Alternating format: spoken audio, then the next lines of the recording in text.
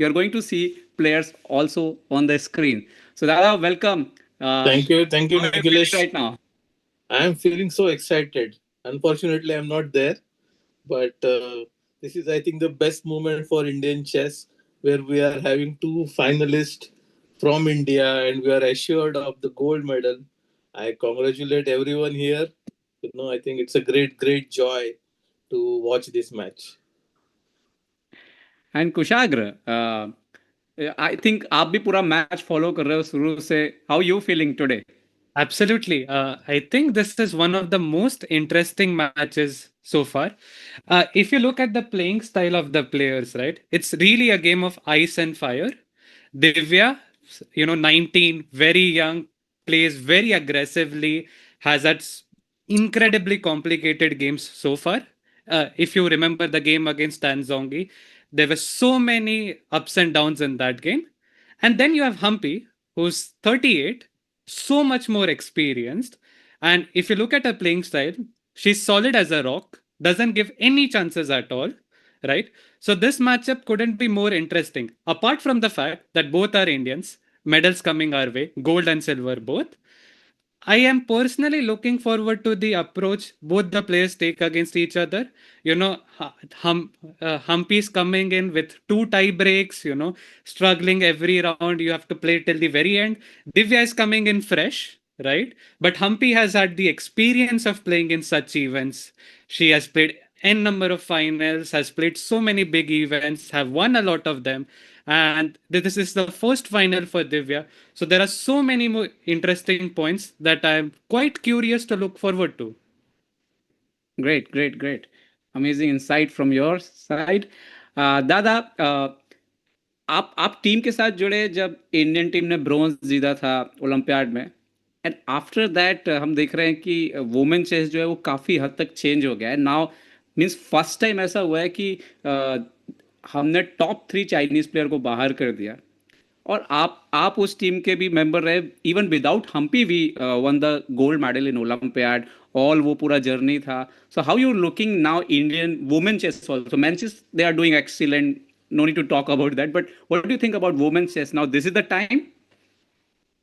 So I think I took over in 2021, and immediately after COVID, I stopped playing, and then I got an offer to become coach of the India, and then they asked me to look after the women team specially, because like we had a good team, but somehow we were not able to get medal at any international world level competition. And immediately in 2021, we played in Spain, World Team Championship. So there also we had a problem last minute because Humpy could not get visa.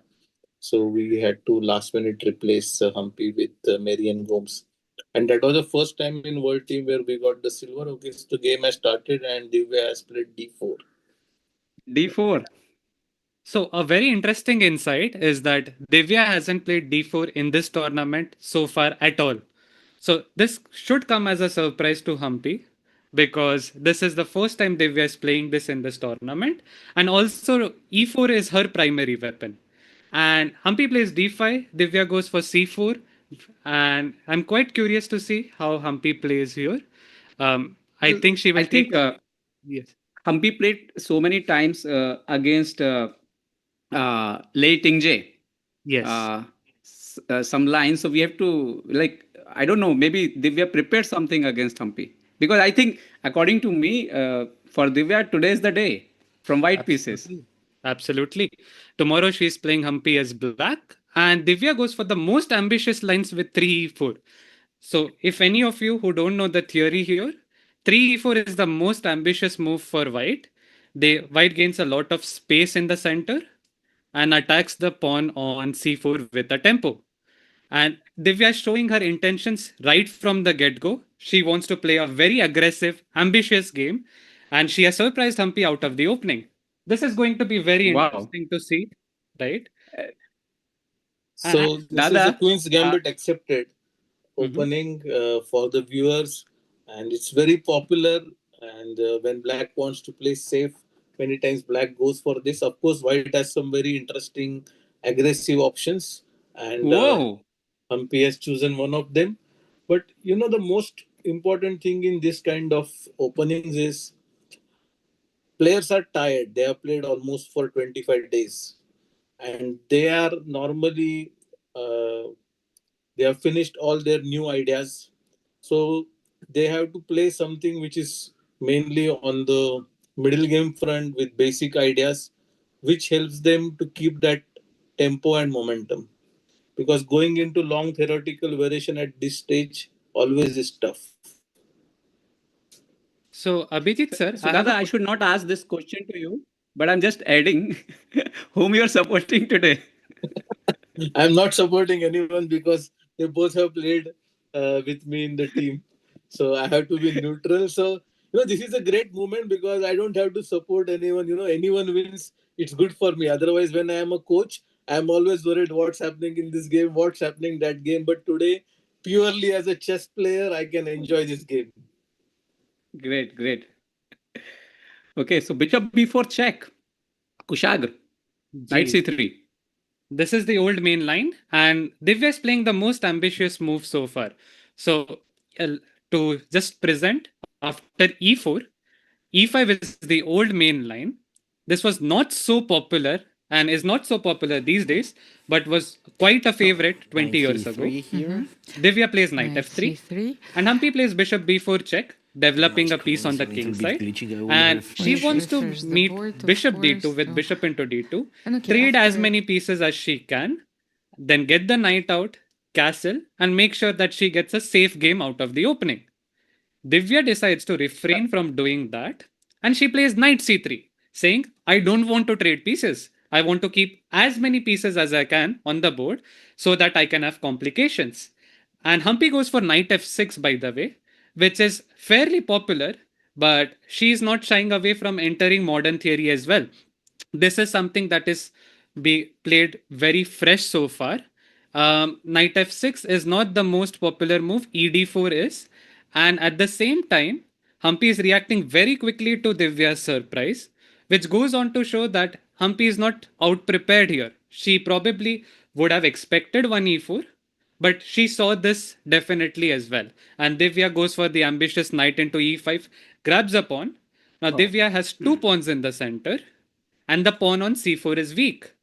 On the other hand, Humpy's king is closer to being castled, so we have an incredibly complex game on the board where white has an easier pawn structure, more space, and something to attack onto, while black is playing for quick development. Dada, do you think this is the kind Uh, of position Divya wanted out of the opening?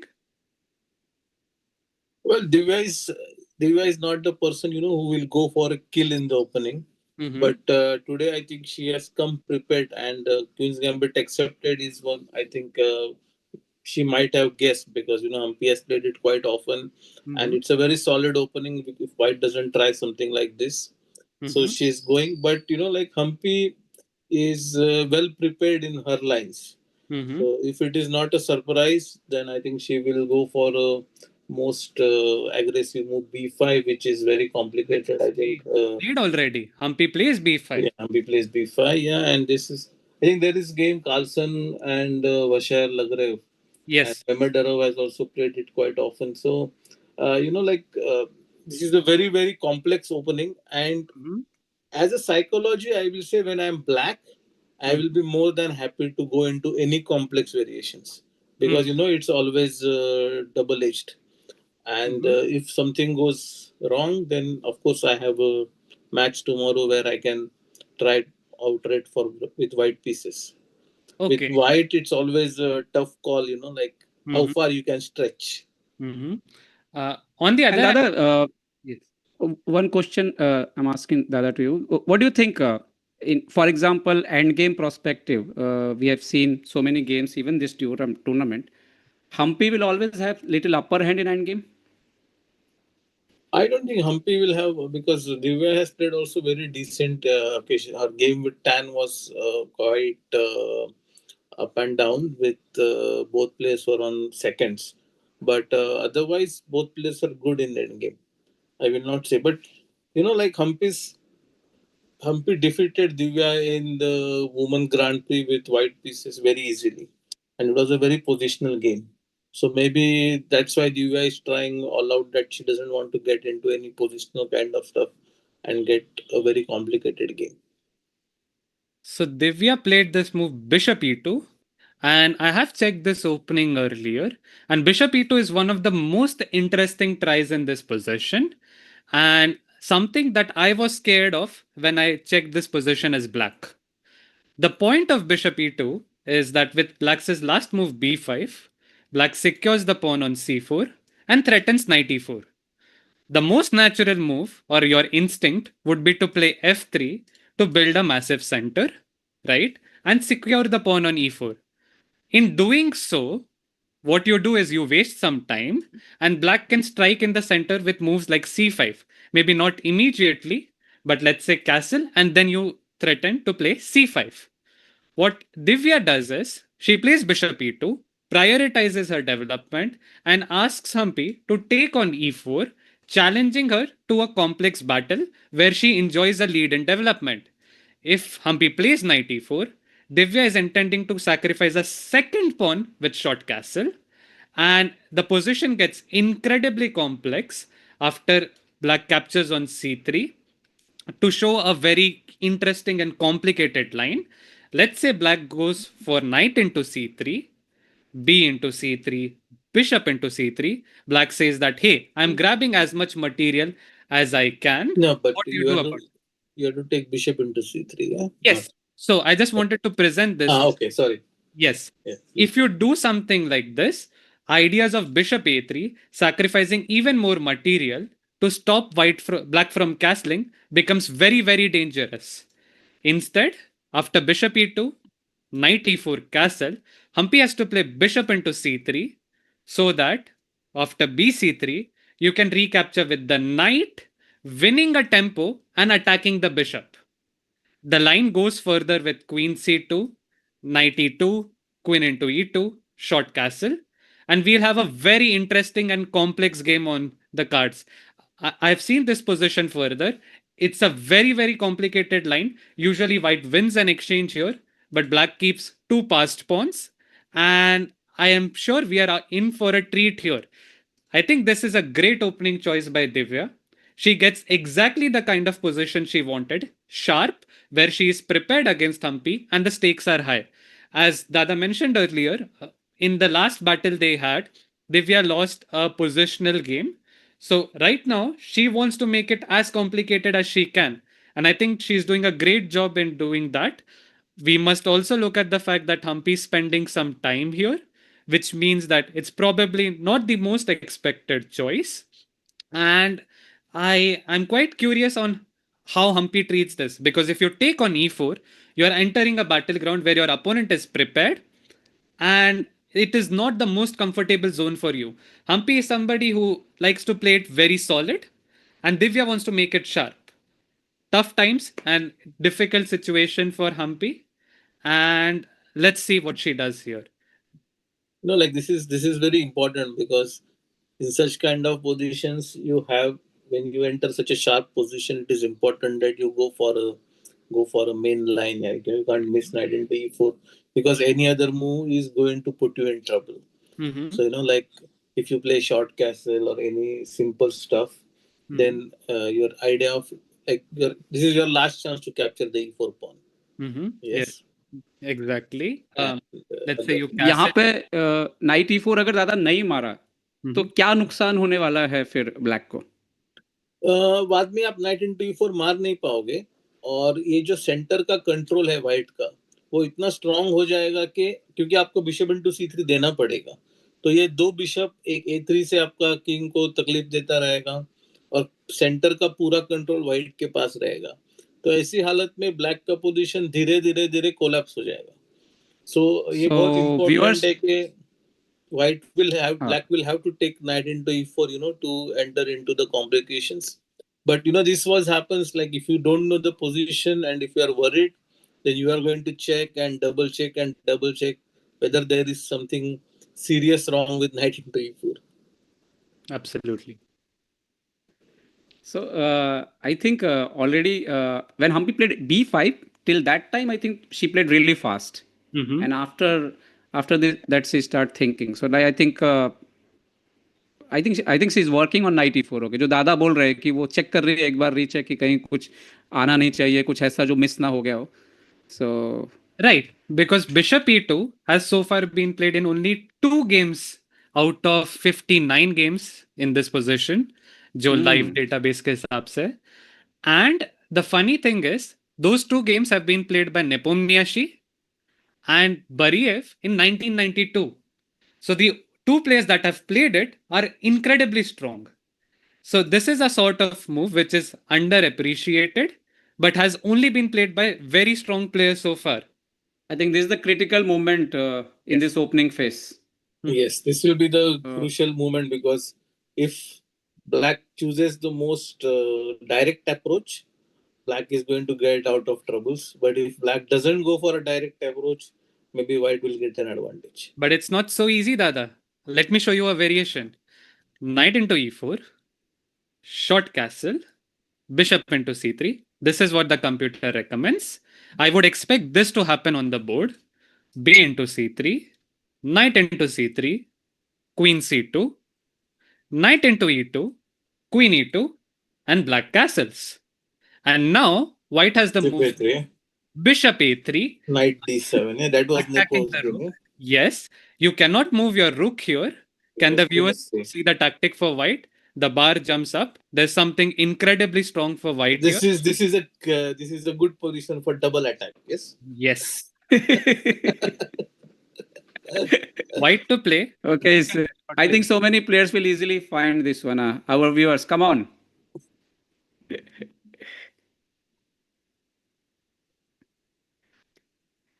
Dada, meanwhile, viewers are telling about this move, guessing this move. How you see the Divya rise in this tournament, like this important victories against Ju Jenner and last one Tan.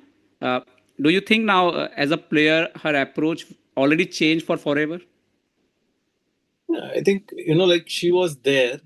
Like if you see her, see like from 23, she is on a big rise. She won the World Junior Championship in Ahmedabad. Then she won the gold medal individual in the Olympiad, where she played 11 games. It's not easy to play 11 games and win a gold medal. India won the gold medal, and she won all the most of the crucial matches. She converted very easy wins, putting team in a very good spot. And then she got a spot in the Women Grand Prix. And I think that Women Grand Prix and Olympiad got her the opportunity to play against all the strong players in the women category. Because she played this 3 women Grand Prix where her performance was not very good, but it was decent. Like she finished third in one, and I think top in 2 tournaments she finished in top six. Of course, Humpy won the Women Grand Prix in Pune. So, but that experience I think was very helpful for her because she lost to Zujiner also I think in Pune Grand Prix. But here, uh, I think in overall tournament, I think her toughest opponent was Zujiner. That's what I felt. Uh, she's very aggressive. She won the Asian Games also, and in the Pune Grand Prix she was tied with the on the first spot. We have a But move on beating the board. Harika and then beating Tan. Yes, because Tan's second game was a lot of mistakes, yeah, both parties. So what do you Kushag, have? can you Yes. put the position live? I Sure. think. We have a move on the Okay. board and it's bishop b7. So Humpy Oh. decides to not take on e4 and not enter the complications that Divya would have been hoping for. And Oh. she's trying to play it practical. I suspected this, which is when your This is what opponent. Ivan played with Bariv, yeah? Yes. When you get surprised, you don't want to enter a position where it's so complicated and your opponent is fully prepared. Basically, you're not playing Divya, you would be playing Stockfish. And so, what Humpy decides to do is she willingly decides to play a move that is perhaps not the best move in the position, but takes Divya out of her preparation. And she says that, But look, I don't think. I think she must be prepared this also. Dada, how you think this reply? So this is a game between Bariv versus Ivanchuk, 1992, and like seeing same position in 2025 after almost 32 years, sorry, 33 years. It's crazy. Yes, and we have a same position and no game played in this line, Mhm. particular line.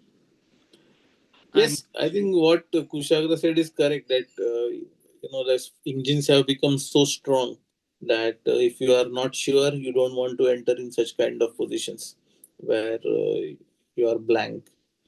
So I think she chose a safer option, but I Mhm. feel that it will give some edge to it. Yes. Now, I was just analyzing the position right now, and there seems to be three interesting options, which I think one of which Divya will play. There is bishop to g5, bringing a fresh piece into the game, pinning the knight on f6. So, this is one of the most critical choices. Engine recommends it as well. The other option is short castle, which is what you do against knight into e4. Another extremely logical choice for Divya. You safeguard your king, prioritize your development. Or she could play f3 to guard the pawn on e4. This is a more defensive choice, which I don't think Divya would like to play, but still makes a lot of sense in case you don't want to risk everything at this point. I'm curious to hear your thoughts. What do you think? Which approach will Divya go for? Bishop g5, short castle, or f3? I think she will go either bishop g5 or short castle. That's what I feel. No f3, right? Because if you have to play f3, then maybe why bishop e2? Fair enough. Fair enough. Uh, Why you add another option for black? yes, I absolutely. think also bishop g5 is like continue your plan, what you're doing. Hmm. And bishop g5 also sets a nice positional trick, by the way. Let's say black castles, right? And you'll always have ideas of knight to g4 attacking this. Maybe not directly, but the point is the bishop cannot go back in a lot of these lines as the pawn on b5 would be hanging. And so bishop g5 is very, very intuitive, also very strong. I would expect Divya to play this as well. For bishop g5, black's best response seems to be queen d6, stepping out of the pin so that you can play knight into e4 in this position. And chaos is going to emerge on this board for sure. I think this is going to be a very exciting game and something which suits Divya more. So, would it be fair to say that Divya got the position that she wanted and opening is success for her? Curious to hear your thoughts. Well, I will not say because this is only the one move. So Mm-hmm. we have to wait for another three or four moves to understand what's coming out of the opening.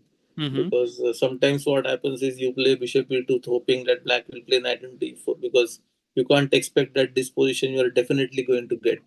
So you just remember one variation and then you forgot the another one and then you mix lines.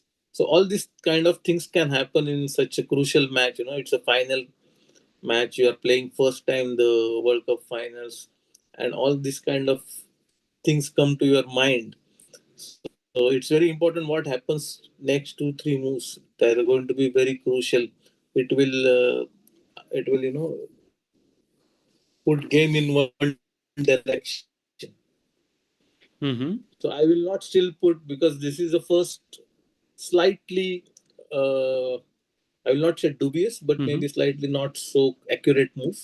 Bishop b7. Maybe there are other options, but still, if white doesn't approach this move perfectly, then again black will Mm-hmm. दादा because एक interesting सवाल मेरे दिमाग में आ रहा था कि we have seen you as a coach of a Indian team in olympiad. तो जब आप प्रिपेयर करके जाते होगे तीनों चारों बोर्ड के लिए, आपने तैयारी किया, अभी आपका मैच पड़ रहा है इंपॉर्टेंट, एंड अपोनेंट्स ने किसी बोर्ड पे वो लाइन हो गई, किसी पे जो तैयारी की थी वो बिल्कुल आउट ऑफ वे हो गया, और हम देखते हैं आपको, you are walking behind the players, and also you keep trying to keep your expression same, but what's going on inside you? और कुछ कुछ अगर इंटरेस्टिंग ऐसा हो तो प्लीज शेयर करिए।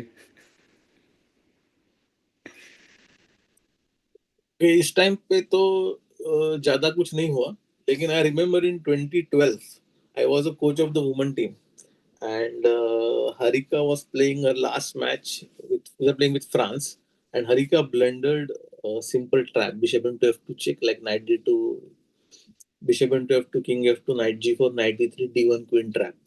So she played rook e1 to play e4, and black was having that chance. And I saw it, and I was like, oh my god.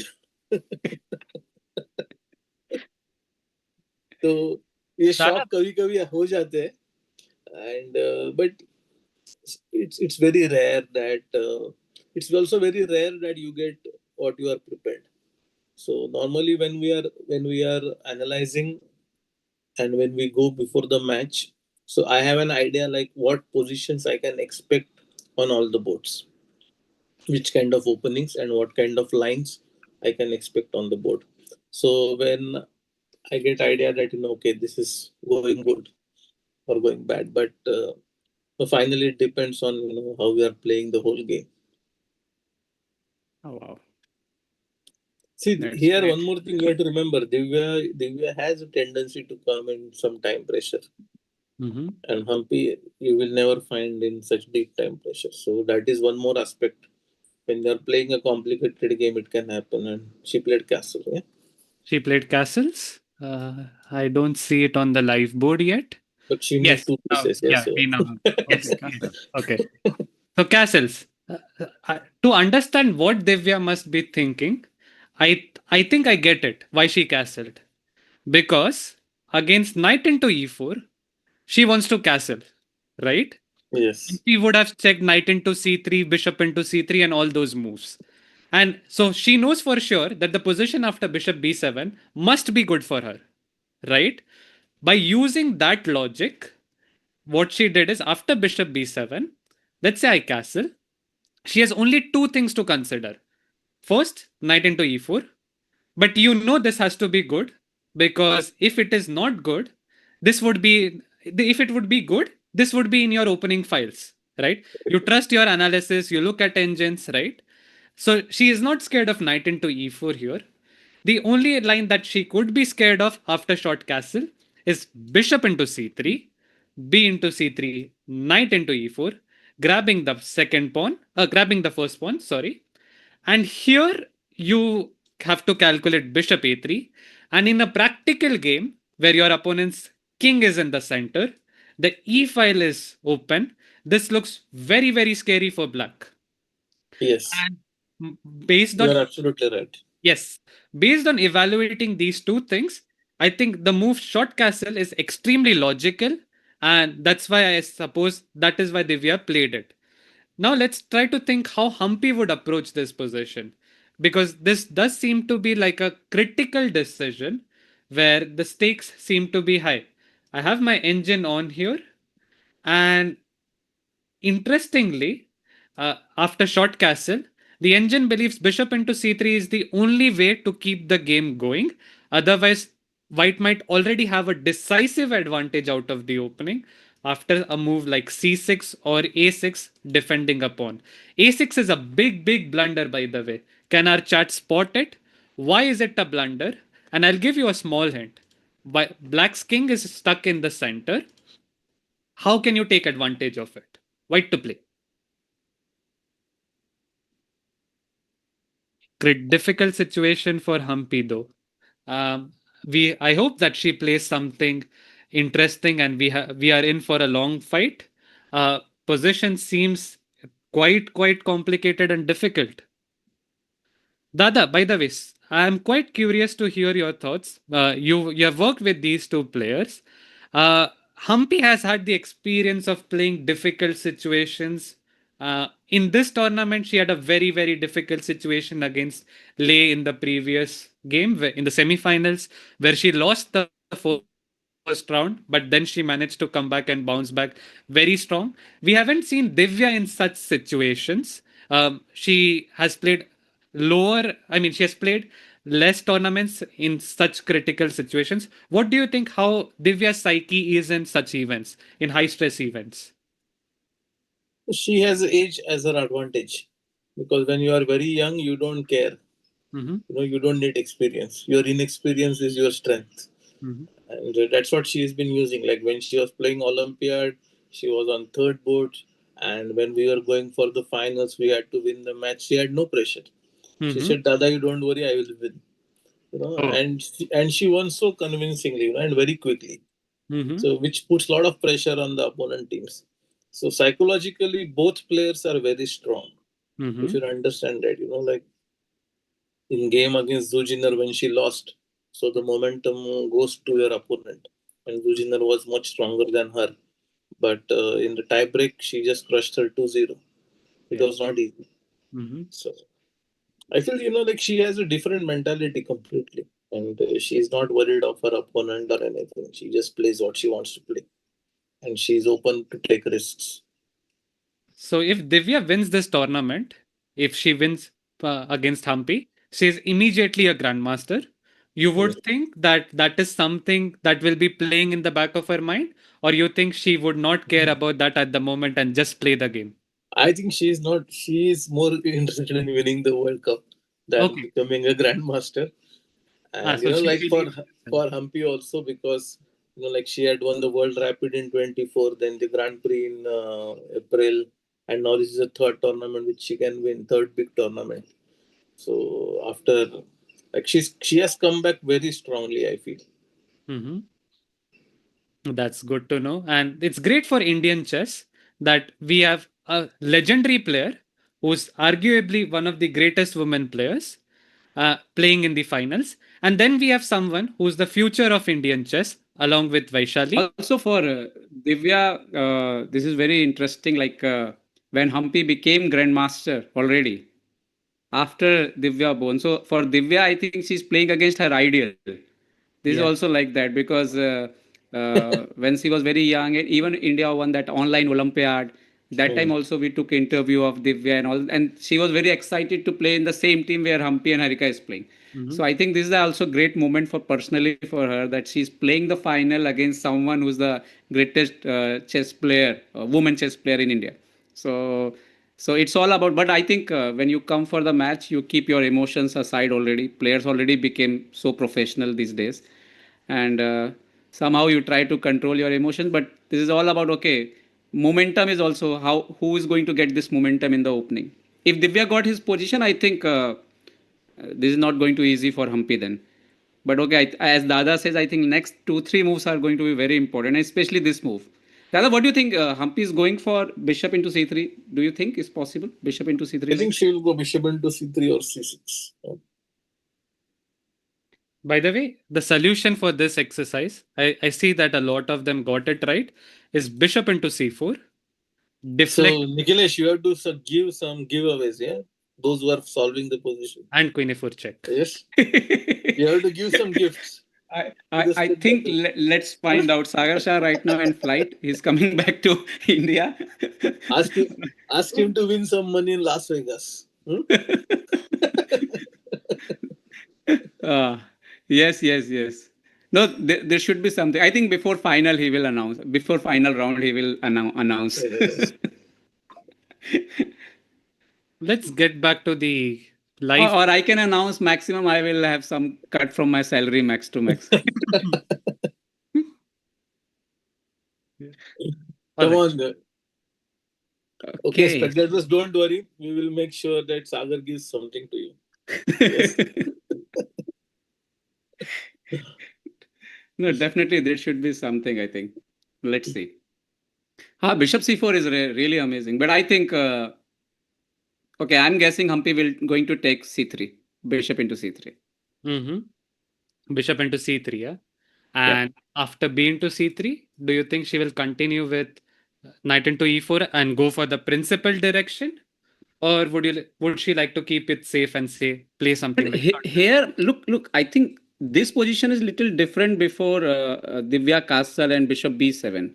I think that? now 94. I don't know how much is danger. Miss, I have no idea about theory in this line, but okay, 94 looks fine for black. Knight into e. Otherwise, I'm very, very worried about bishop a3 here. okay.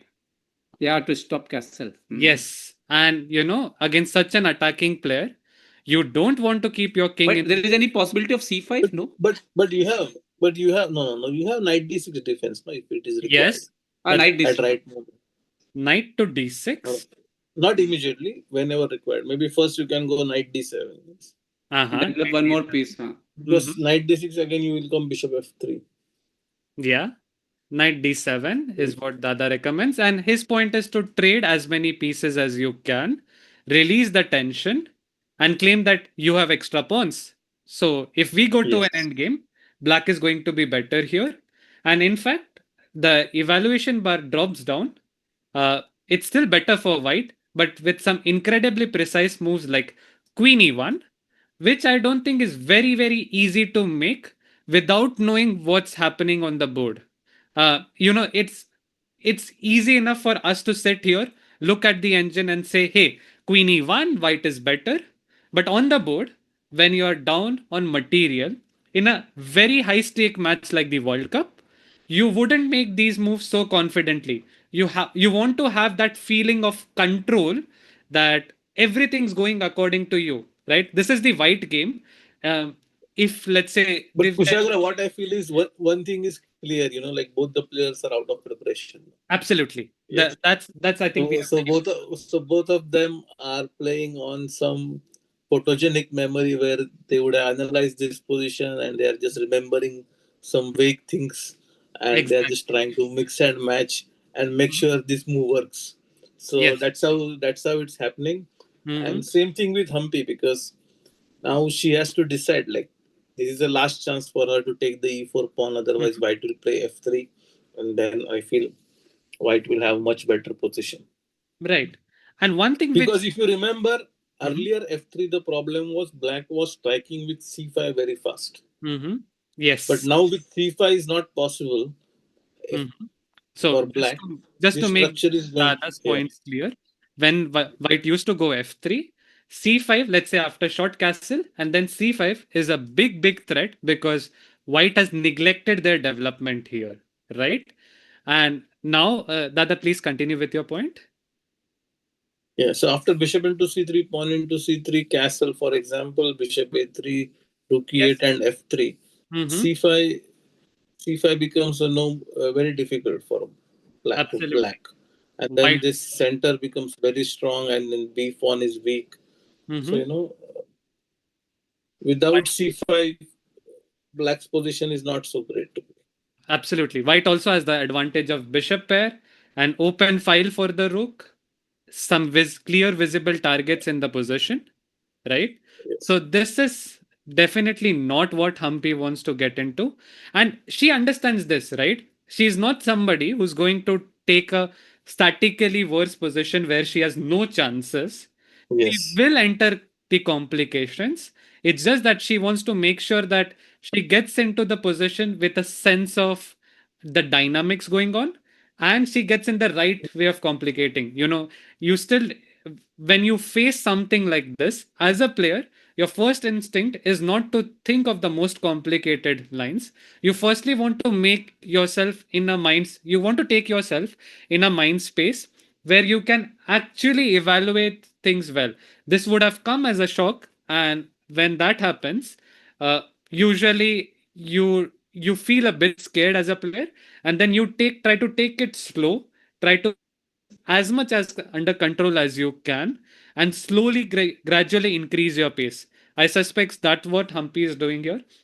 She has Also, one. one thing to be noted here, now Humpy already much behind in time. So she's Yes. taking so much extra time compared to Divya. Mm-hmm. So Divya is still in preparation, looks like. But Humpy is taking time because this move is very critical. I think she's also Mm-hmm. understanding that is not so easy from black. Mm-hmm. Uh, I think both are out of the preparation. It's just that Humpy took a bit of more of time after Bishop e2, and after Bishop b7, Divya also took 7 minutes. And I think this sort of indicates that she's out of prep as well.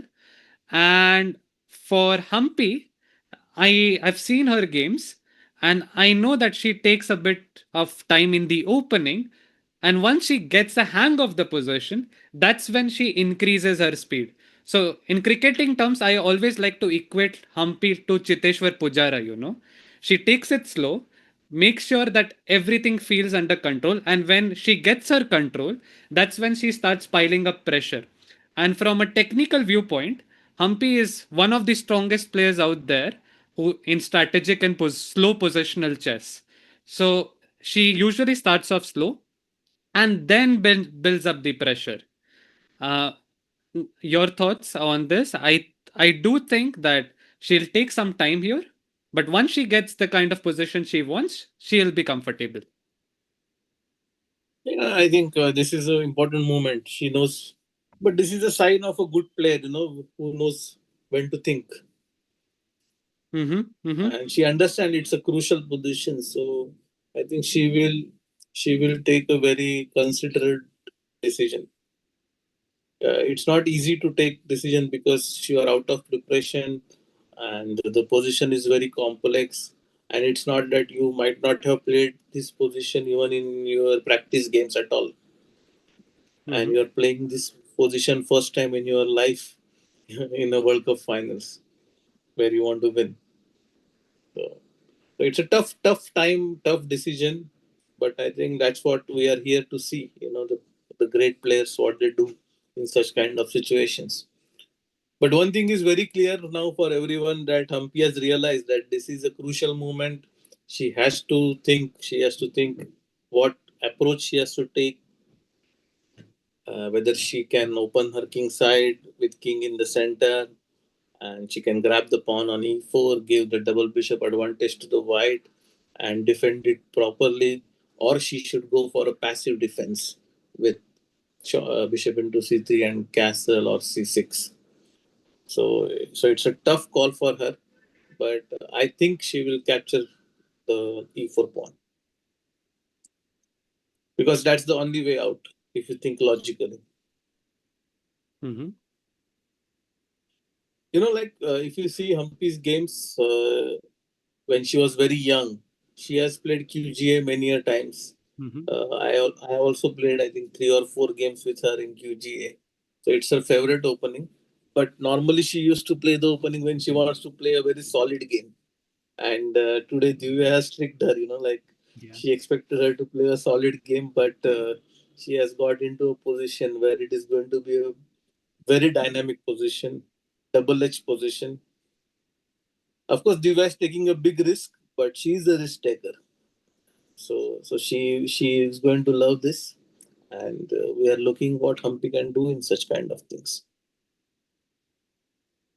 But we can expect her to take on e4. That's what I feel, because otherwise she would not have gone for such a long thought. Yeah. Absolutely. So bishop c3, bc3, knight e4. Is that what we are expecting? Yes, and she has to see the knight d7. This is a very key Yes. move for bishop Mm-hmm. a3. Mm-hmm. After knight d7, if she sees knight d7, I think she will play. So Uh, yeah, to bishop into illustrate the point, takes knight e4, bishop a3, preventing castling, knight d7. And when we look at this position, let's take the computer out of the window. Is this something that you are comfortable playing with either sides? Personally, for me, I cannot evaluate this position very cleanly. While I do realize the king is in the center and it's difficult to castle for black, we must not forget that black is up on material. Black has two extra pawns. And let's say black is able to play queen g5, creating a potential threat on g2 and long castle, somehow maybe after knight into e5, trading the knights. Something interesting is happening. Humpy played bishop into c3. Yes, so She took, she's okay. okay. Nice. yes, she took on c3 and she's going for this complicated position that we were discussing. And yeah, I would like to But I have think this was the only way looks like for black to continue. yes, yes. But she made sure she looked at all of her options. She wants to have complete control. And that's why she took a lot of time. She calculates everything. And we'll Yeah, have an should exciting. she took almost 18 minutes. Yes. Yeah. Divya just takes back on c3 immediately. Very practical choice. You had no other move to play. Why to burn up time? Now 94. But I think now knight into e4 is almost forced. Yeah. Mm-hmm. Obvious, yeah. Mm-hmm. But I really like that, this knight d7 you easily find. Yeah. If knight d7 is not coming, No, yes, because after there are bishop. only two ideas: knight d6 and knight d7, and knight d6 is not working. So you have to go knight d7. Uh, Yes, the no, but position this is is also tough. important, and not to go knight d6 immediately.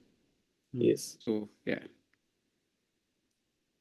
So now knight e4 or no? But very, very interesting game. I feel that for the World Cup finals, and you are expecting, like when you are playing the first time in the World Cup final, your first game, and you will think that, okay, let's play something very solid, keeping some advantage and, play some moves and see what happens. But Divya's approach was like, okay, it's just a game. Yeah, I'm going all out. And she's giving She her a took best shot. She knight took knight e4. into. Knight Yes. e4. Oh,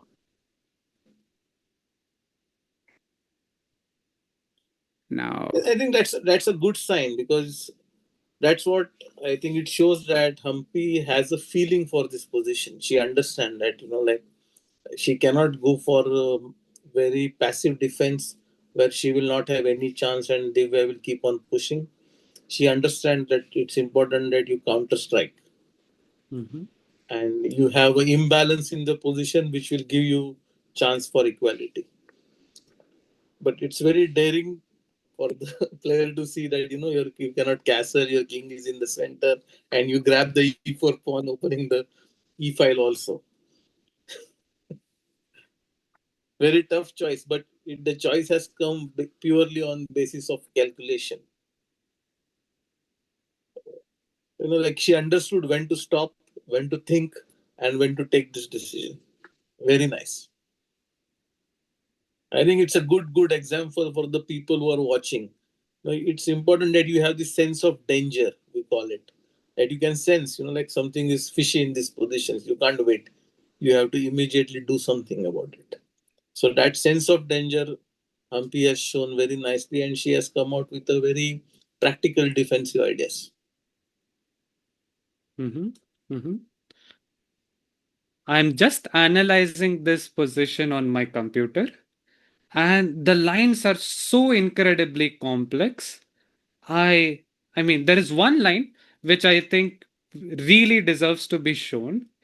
I don't know if this will come on the board or not, but look at how rich this position is. Bishop to a3, stopping short castle, as we have repetitively seen. Black goes for knight d7, asking to trade the knights. White plays queen e1, which we did discuss is not the most human move, but you defend the pawn and you try to create some threats on the e file. Black offers a piece trade, knight into e5, d into e5. And now that we know that the king cannot go to the king side, you would want to move it to the queen side. What's the best way to do it? You play queen g5, trying to create threats against the g2 pawn and prepare long castle at the same time, right? A very, very intuitive move if that happens. White would White can then potentially play bishop f3, which is a dual purpose move. You defend g2 and you attack e4. So you're defending and attacking at the same time. Queen g6, and there's only one way to fight for an advantage as white. Black wants to castle long, so you should play rook to d1 to stop that from happening. A very logical move. And here, you know what? Humpy can change directions with her king, and she can play c5 to castle short. Now, this bishop is blocked. And now, there's only one move for an advantage for white. Otherwise, black can castle or trade pieces, which is a move rook to d6. Attacking, Beautiful. yes, attacking this and putting a rook on the hanging square so that if you take, there is e into d6 check with a double threat, queen e7 and bishop into b7. All of this, it's not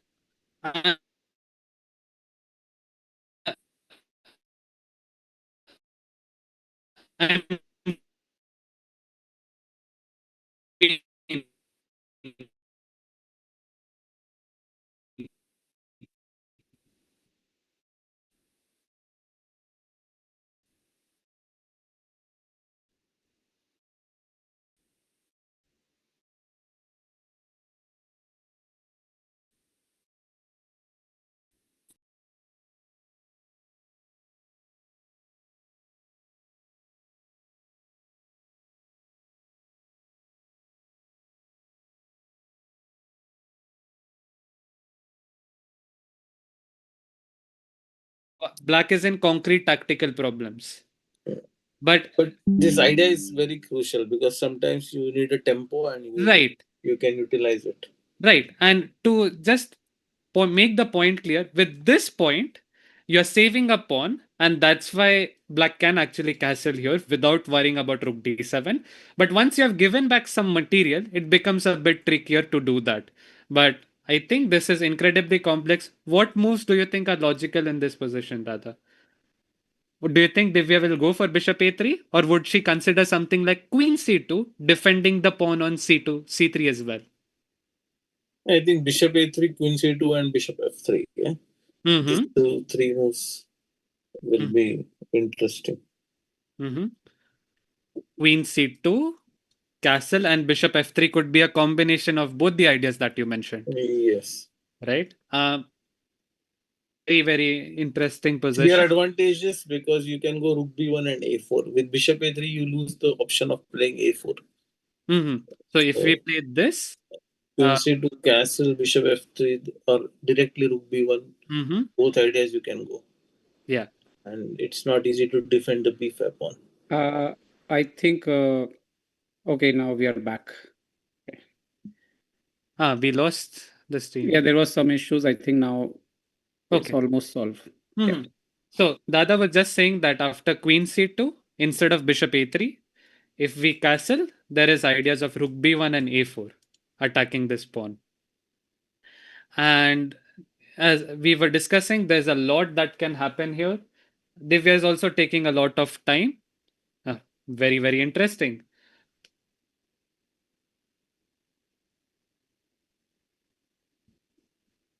The queen c2 is what I will say safe and keeping chances for white. Do you think Divya will play it safe? I think she would want to complicate it as much as she can. Like if I am in the US place, I can understand it. Black has not bowed down under pressure. Mm-hmm. Like you get into a very complicated position, you have to make a very tough call. Mm-hmm. But black has taken that tough call, Mm-hmm. Mm-hmm. and you don't want to stretch so much that things go out of hand. That's your experience talking here. Yeah. For me, if I am in this situation, I'm playing Humpy. I'm saying, okay, she is strategically superior to me. So let me make it as complicated as I can. And I would prefer my chances in the dynamism of the position. Uh, and that's quite a very interesting point of view as well. Do you want to keep it safe, or do you want to go all in? What I feel is this is no more about the strategical position now because Mm-hmm. this position either will be better for white if you don't get if you get material back, or it Mm-hmm. will be equal. But if you start losing more pawns, Mm-hmm. it can go out of hand Mm-hmm. Yeah.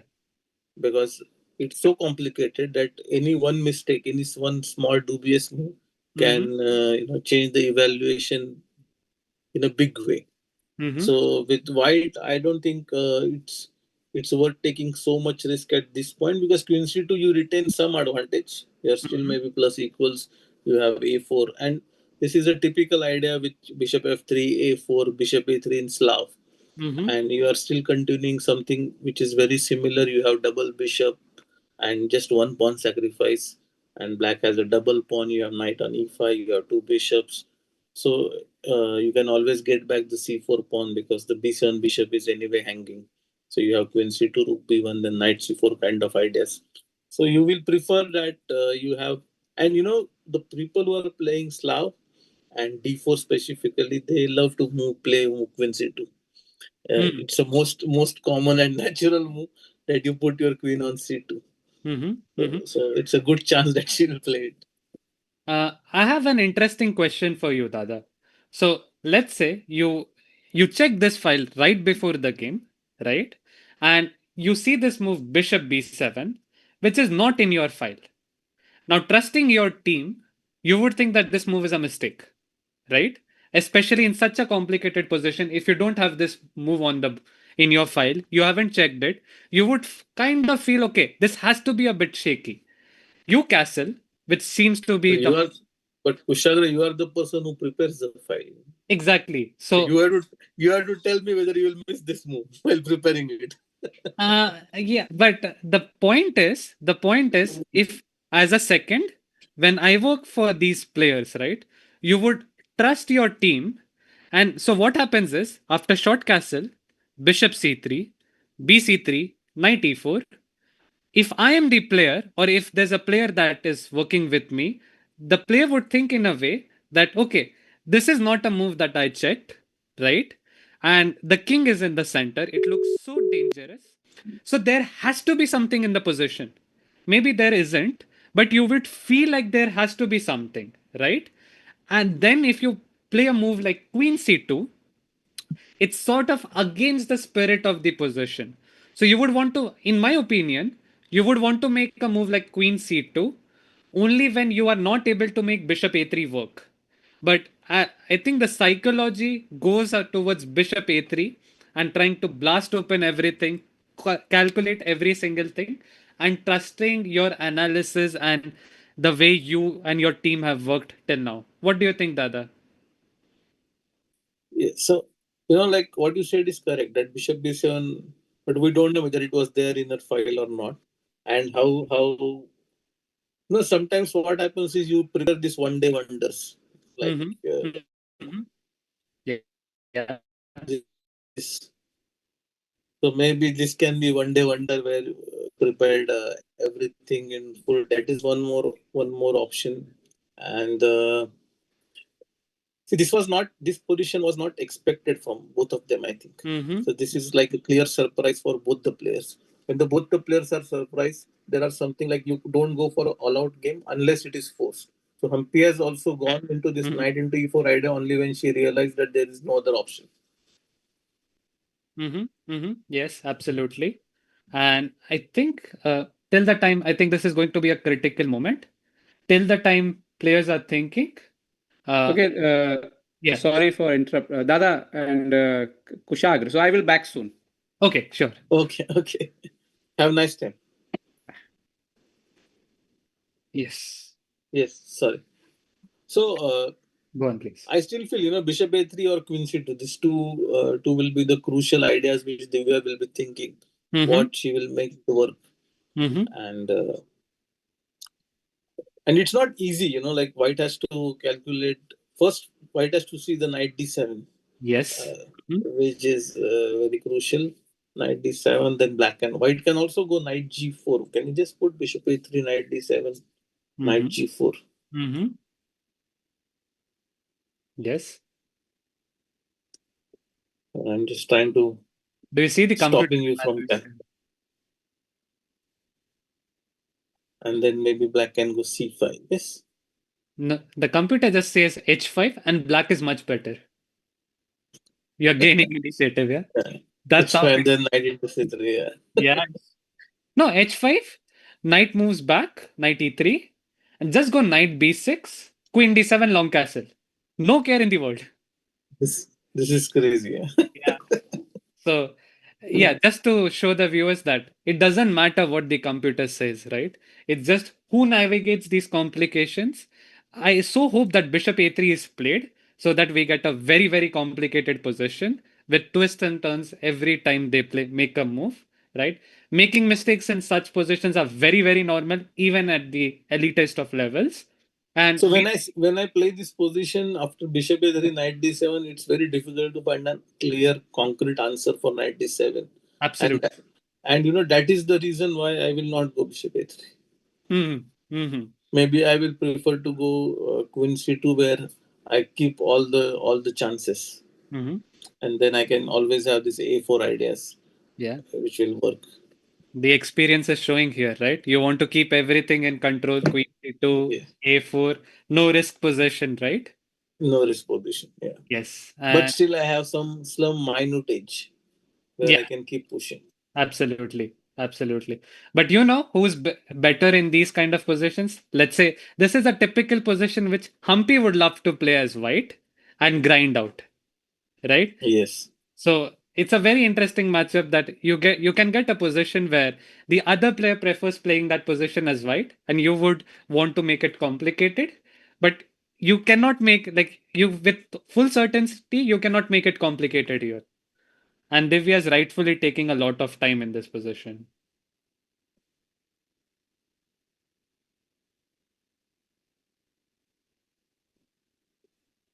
Sorry. only one more thing is, this bishop A3 ideas, then you also allow queen G5 ideas for black, Yes. Yes. because the b7 bishop is very very strong. So Hmm. that is one more So thing which white will not nine, but right yeah, now. right now there's f4, right? I just wanted to show the point, right? There's f4, and white wins the tempo by attacking this. But let's say after knight d7, right? If you play bishop f3, they don't have the choice of f4 anymore, right? And bishop e3, knight d7. Another interesting point is that black's moves are very logical, right? You want to Yes, take, you want to get your queen out, it's castle. more like only moves. Yes, exactly. For good or worse, you Yeah. you you know what you're doing, right? As white, you have 10 options. You're in a restaurant, you need to choose the right menu, and you're spending a lot of time. While I can just have dal chawal at home and I know what I'm going to do, I'll save time. Yeah. So it's not so easy for Divya as well, despite having an advantage. Problem of plenty. Of plenty. So what happens after bishop a3, knight d7, queen e1? Queen e1. So Yes. So very logical. Although it is not easy to play without knowing that this is good, right? Because you block your rook on f1 and you put your queen on a square where you wouldn't like to play it logically, right? um, yes, Knight into e5, and with this move another problem is that after d into e5 the e file gets closed. So would you want to put your queen on e1 with the e file closed? but this is the position which we thought. Yeah, queen Yes. g5, bishop f3, and then And now I'm rook d1, thinking, can I play knight d2 here? knight d2. Yes, with So the rook knight. d1, you want to go queen g5. Exactly. Queen g5. That's my cheap trap here. I'm young, right? So I'll try to look for these cheap moves. You play very classically, you play your class comes out with your thoughts. I'm just looking for cheap traps here. Knight d2, and surprisingly, rook d1 is a blunder. But, but white has a very strong move here. I think this can be a very interesting strategic exercise. Dada, I'm quite curious to see, and I would look forward to your thoughts here. What do you think White should play here? I think the I next, think you have only option. Yeah, just go f4 and yes, just sacrifice the exchange and claim that after knight f1, Black can still not castle, and instead of immediately maybe rook recapturing, d1. Yeah, first. yes, instead of immediately recapturing, you get another piece into the game with rook d1, getting all pieces out with a tempo. Um, let's say I play bishop to d5, trying to block the d file. And okay, I have a question for you. Do you recapture on f1 immediately, or You go let's say bishop f3. Yeah. yeah, or do you play bishop f1, queen f1, or just something else? The line that computer gives is fantastic. Yeah, I hadn't seen this motive earlier, honestly.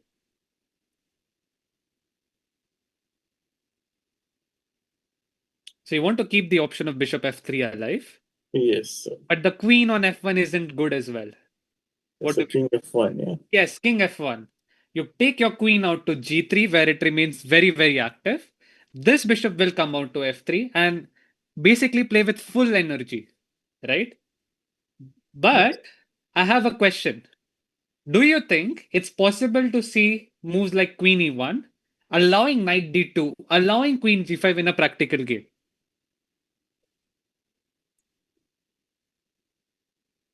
I know I'm putting you in a Yeah. tough spot here, yeah? It's not No, easy. but if you see Rook D1 idea, then I think you can go for it. But you have to see F4 first, not immediate Rook D1, Yes, yes. right? And let's say, okay, Divya is clearly very, very talented. She's very good in these So dynamics. here there is one more idea. Bishop A3, Knight D7. Mm-hmm. What happens if you take bishop into C4? Uh-huh. Bishop into C4. So B into C4. What's Queen your F, idea? Queen A4. Queen A4. You're trying to stop me from castling. You're pinning the knight on D7. And I'm opening my E file, Yes. which was blocked by my bishop. Yeah. So rook E1 and F3 can be an interesting threat here.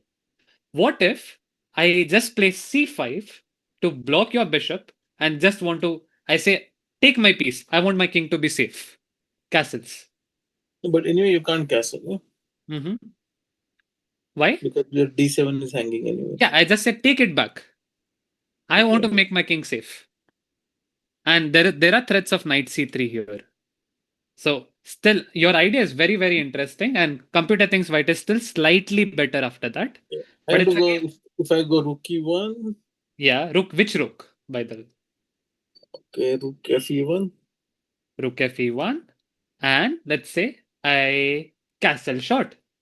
I then give the Queen piece back. D7. Queen D7, right?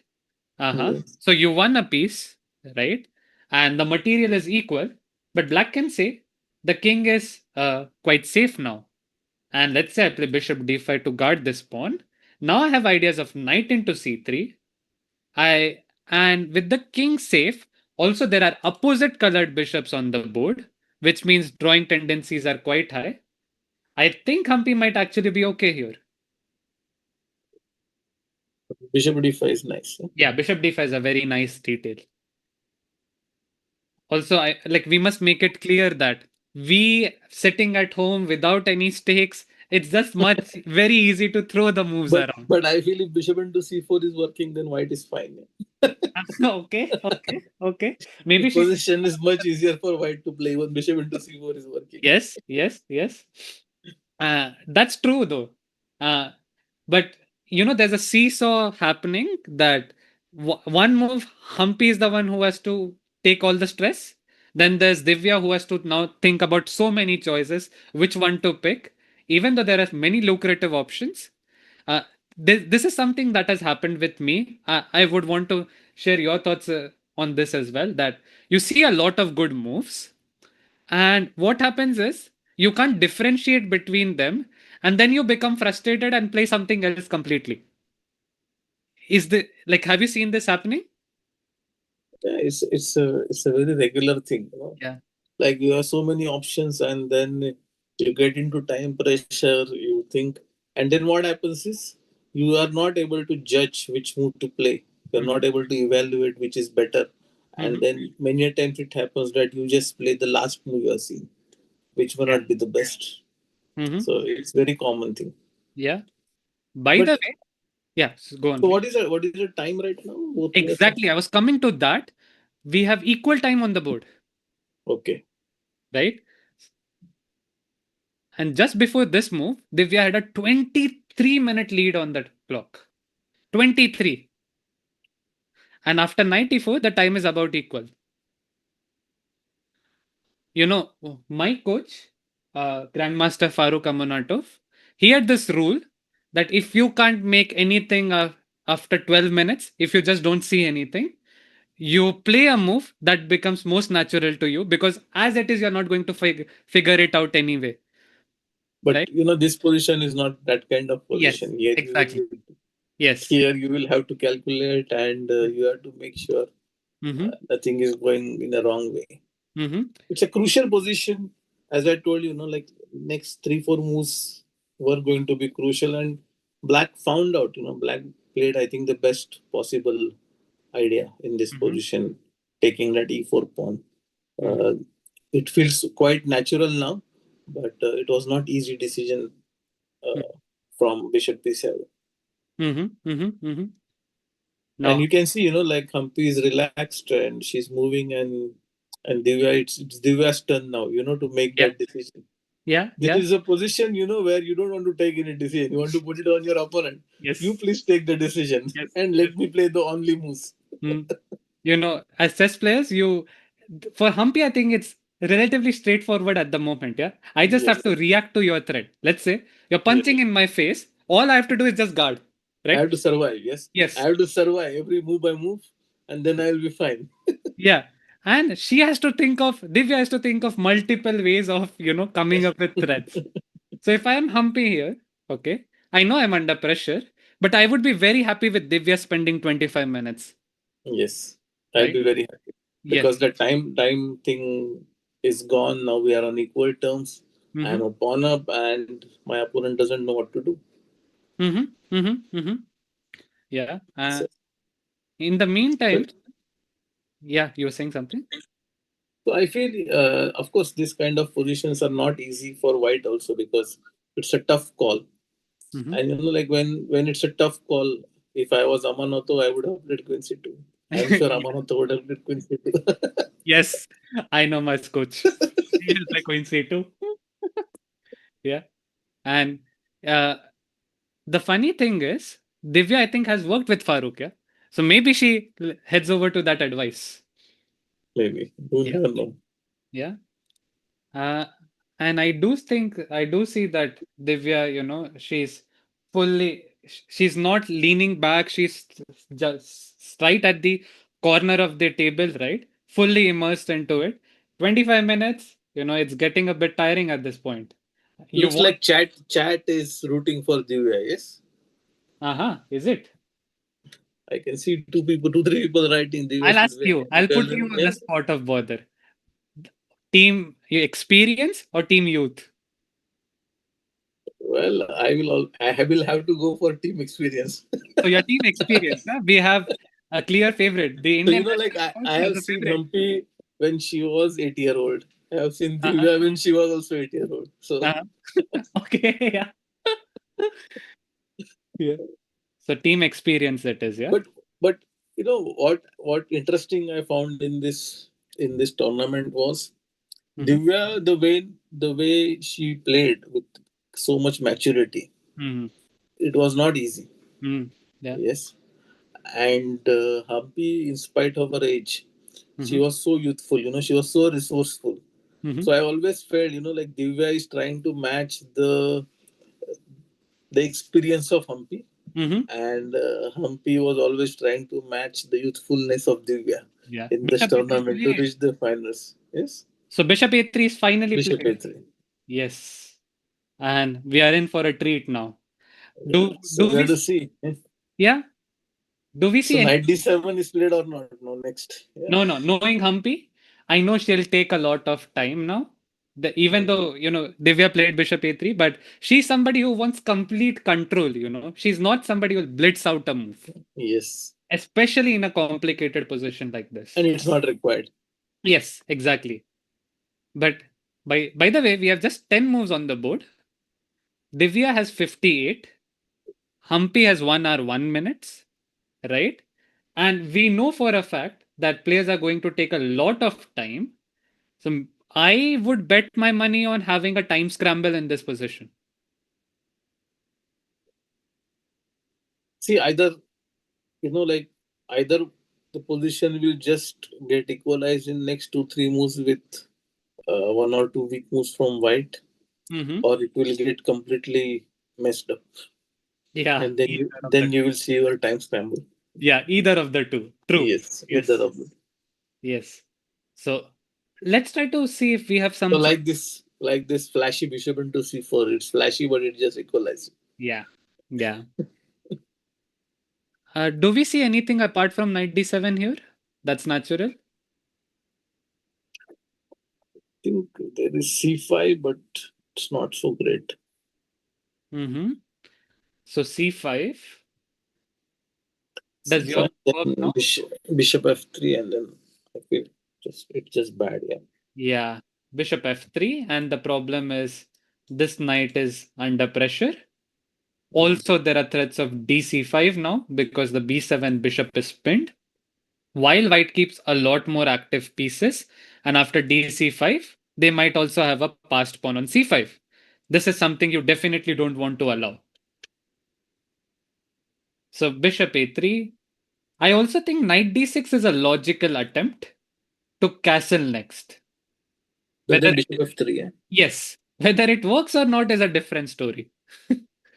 Bishop f3.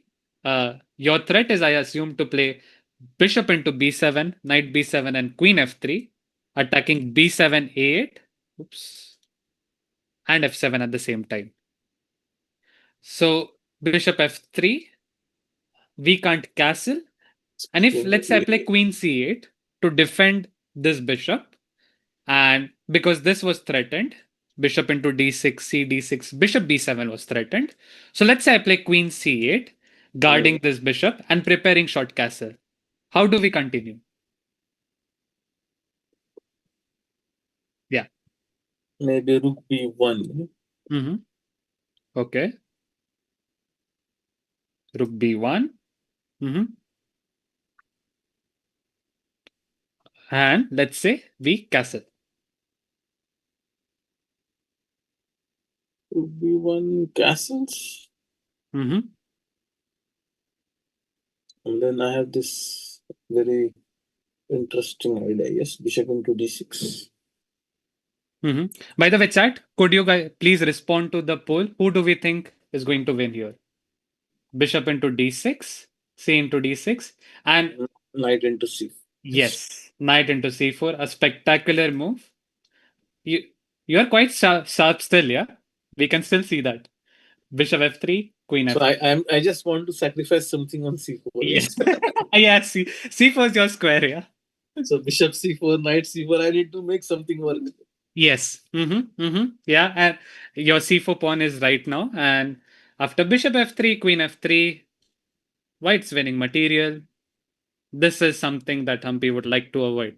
Also, do we think knight d6 is a move that Humpy would seriously consider, or do you think knight d7 is going to be played? I think if you are not seeing knight d7, you won't enter knight into e4. That's Mm-hmm. what I feel. Okay, so you think knight d7 is going to be played? Yes, because knight d6, bishop f3 is very natural and it's very difficult to find the defense. Only if she missed this knight into c4 idea. So like, if you can feel that after queen c8 everything is normal, Mm-hmm. yes, holdable, but then this knight c4 is just killing you. Mm-hmm. Mm-hmm. Got it. Mm-hmm. So But knight. at this level, I don't think you are going to miss this trick. Mm-hmm. Mm-hmm.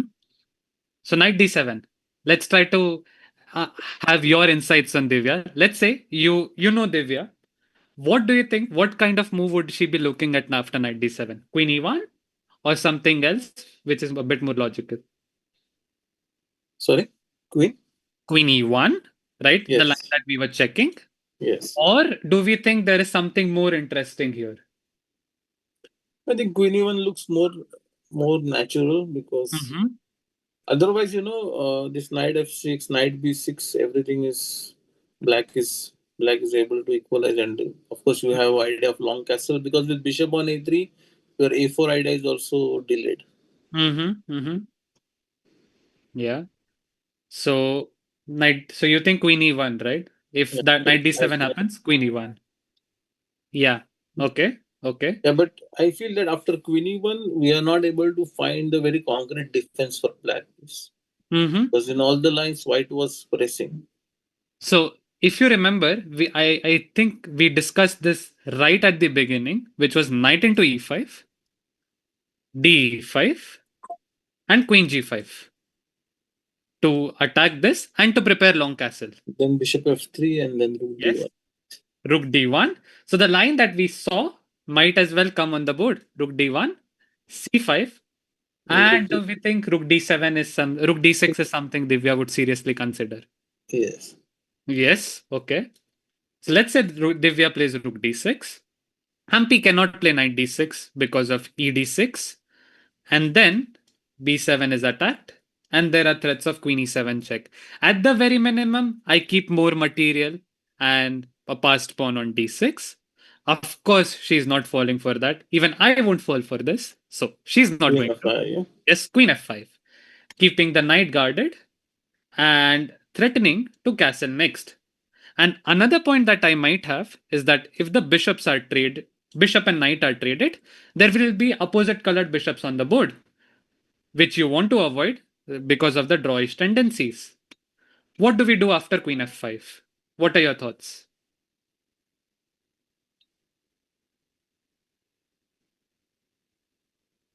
Like I have one more. I can always wait for rook d7, bishop into e4.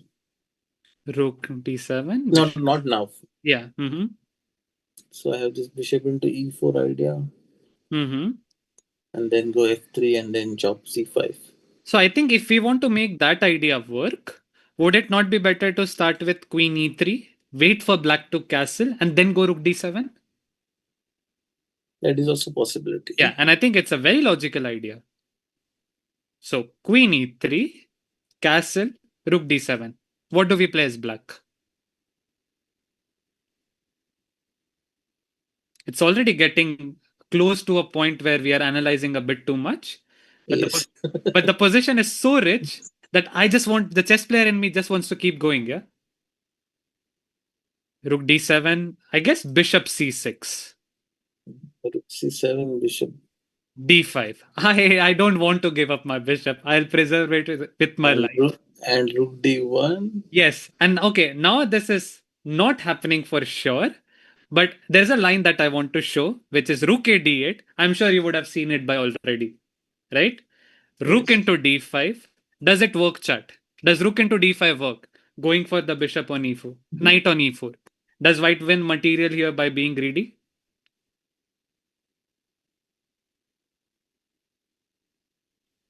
Do we So have Humpy any? is still thinking, yeah? Yeah, she's still thinking, right? Yes.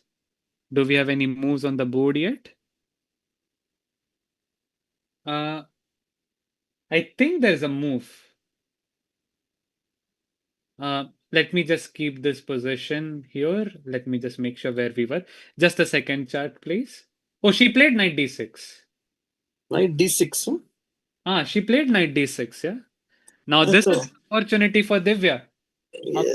right? This is a big, big opportunity. Humpy wants to castle next, but as we had seen earlier, Dada's knight into c4 might actually come on the board. Yes. Right. So, knight d6. But after bishop f3, I don't find any option, yeah, for black. Yeah, it's a tricky position. Because you don't have any other move than queen c8. Mm-hmm. I think Humpy has missed knight into c4. Yeah, She perhaps. maybe just thought that after castle you are just saved, yeah.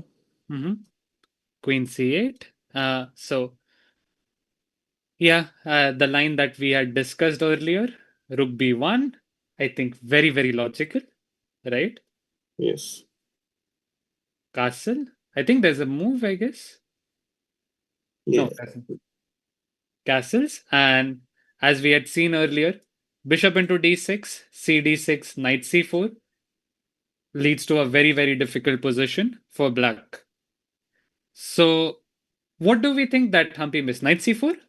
I think she has missed knight c4. There's Because also. like it's very natural that you feel that you will not play rook b1 first, you'll play rook e1 first. Mm-hmm. Mm-hmm. Rook e1, yeah? Not. Instead of rook b1. Yeah. Uh-huh. So here. While calculation, it's very natural that you first calculate rook e1 because king Mhm. is on e8 and rook is on e. So you try Okay. to put rook on e1. Rook e1, castle. And now you feel like this is what Humpy saw, and she feels like she is in control here, yeah? Yeah. Mm-hmm. Mm-hmm. Still Mm-hmm. white, I think white still retains some advantage, but it may not be decisive. Mm-hmm. Mm-hmm. Mm-hmm. Let's get back to this position. Uh, Knight d6. Instead of bishop f3, do we have any other logical choice for white?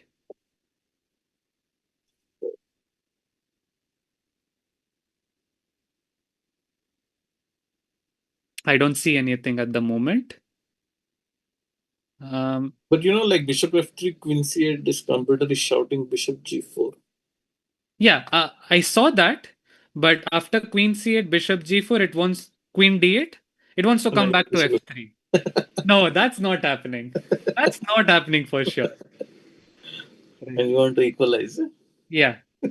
Yes, this is not happening. This is something I would probably do when I'm not in the mood, but not in a World Cup final. Knight d6. Uh, I think with a fair amount of certainty, we can believe bishop f3 is going to happen, right? Yes. Bishop f3, queen c8. And now this is an important point. I think this is Divya's forte to Yes. calculate simply. Calculate. Yes. Yes. Calculate till the end. Yeah. Yes. And it's just that she just has to strike knight into c4 in her mind, and then she will go for Yeah. it. Hmm. So the deep thinking might have worked actually. Bishop f, with bishop a3, going for the most principled line. Divya's approach has been very clear, and you can see the maturity part in Divya, right? She knows her strengths. She knows what kind of position would prefer her over Humpy, and she willingly took the game into that direction. And that's something quite interesting and shows a lot of experience, Yes. despite being 19. Despite being 19, playing some principal chess Yes. and putting Humpy into such a spot in just 15, below 15 moves, it's not easy. Mm-hmm. Mm-hmm. So I think it 19. was a very smart call, I will say, Mm-hmm. to get into this e4 line Mm-hmm. for QG and not going for something which is very solid but plus equal. Yeah. Yeah. Agreed. She usually plays one e4 Yeah. and one e4 e5. Uh, have, Yeah. Humpy has played, I think, yes. 5 games with Lee Tingley, with Yeah. Yeah. And so Divya knows that in e4 e5 getting something sharp is very very difficult. She willingly surprised on the first move. This is the first time she has played d4 in this tournament, by the way. The very first time, right? So she knew what she wanted, right? Yes. She came, she conquered basically. You know what you want, you get that, right? Of opening preparation by her. Now, bishop So you, f3. you play a very strong opening. You trick your opponent, you put your opponent under pressure, you sacrifice a pawn, and then Yeah. you have advantage, you have a development advantage, you have a good initiative, and then Mm-hmm. your opponent makes a small mistake on initiative, Yeah. and you have now decisive blow. This Mm-hmm. is a perfect story Yes. for a game. Yeah. Yeah. Uh, by the way, we have 5,000 people watching already. Shout out to chat. Thank you for supporting ChessBase India. We'll have an exciting game tomorrow as well. At this point, let's say if you are in Team Humpy, right? What would you think the ideal strategy would be for tomorrow? Let's say you're a second, you're working in the bushes, right? You see that the position is not what you want, right? What would you try to do tomorrow? I am already on my strategy for tomorrow, You're where I should, already. where I can put Mm-hmm. Divya in a Mm-hmm. defensive mode where she has to keep on defending. Mm-hmm. Is Mm-hmm. slightly worse position with Mm-hmm. black, where there is no counter play available.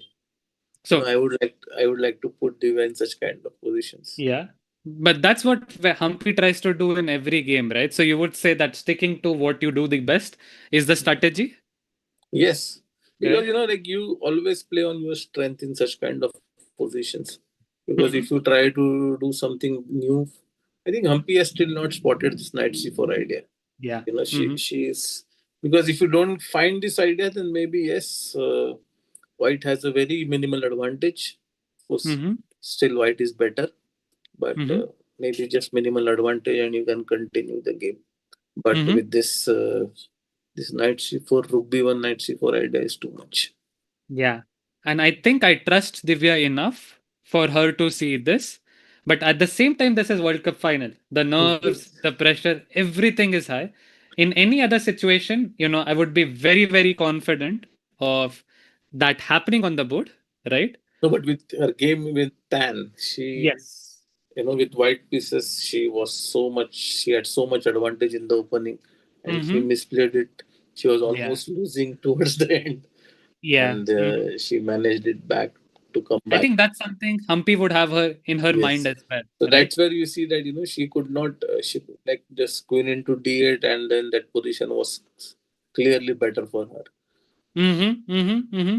Yeah. And even later on, after Yeah. knight into a7 and that kind of stuff. But uh, like sometimes you get winning position and you just Mm-hmm. cannot take that decisive decision. But Mm-hmm. here it is more than that, because here you get simple material. Yes. Mm-hmm. Yeah. Yeah. And That's true. the problem is there is no imbalance in this game, because white just Yes. wins the material, white Mm-hmm. just wins a pawn, two pawns, and it Mm-hmm. development advantage. Yeah. And there are very few material left, like queen, double rook, and knight. Mm-hmm. So Mm-hmm. it's very easy position to play. So there is no way you can go wrong. Yeah, that's true. But there's something interesting to point out that Divya has spent more than 10 minutes already for a logical move like bishop f3. And we should keep in mind that she took more than 25 minutes for her last move. So it's been 35 minutes of continuous thought, right? And this is something, I know that personally, you get a bit tired if the flow is not there. When you keep making moves, the flow is there. When you are stopping a bit, the energy is, it gets a bit blocked. Do you think something like that can happen, or do you think no, Divya is going to So find? you get into time pressure many times, Kushagra. Yeah, yeah. No, no, I think I am a good coach because I know what not to do. Everything you shouldn't do, I've already done that in my games. Yeah, right. So So you can write ten important points for the chat. Just yes, what not to do when what you're not to playing. do. Yeah, that's my forte. You know, I think I am also a very good candidate of why I'm not a GM. Right? Why? What are the things that I did wrong to not become a GM? Anyways, but like this position, if I'm white, I will double check, Yeah. Mm-hmm. Mm-hmm. because I know this is the end. Mm-hmm. If I find knight c4, I'm going to do double check, triple check, check 4 times whether my opponent has any chance to deviate anywhere. Mm-hmm. Because once I get this, the game is over. Yeah. So whenever there is a decisive blow, I feel it makes okay. The US played bishop f3. I think Oh, she has played? I don't see it on the live board yet. Ah, okay. You probably are checking the stream, yeah? Yes, bishop f3, exactly.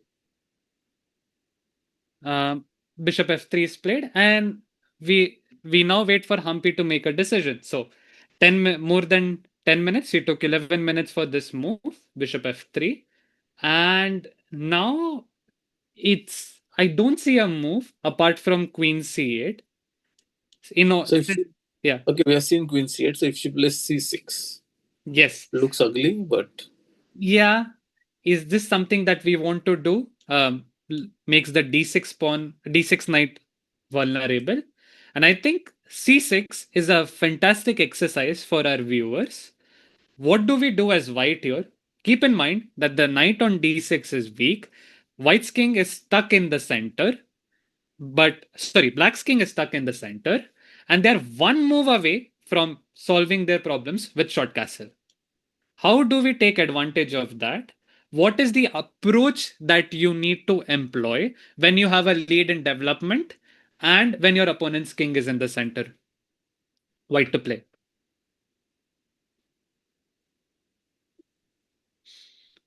you're asking me or the No, no, chat? I'm asking the chat. I'm pretty sure. I mean, this is something that you would know. I mean, this is uh, maybe a first instinct would tell you what the move is. Yeah, My first ingredient is knight into c4.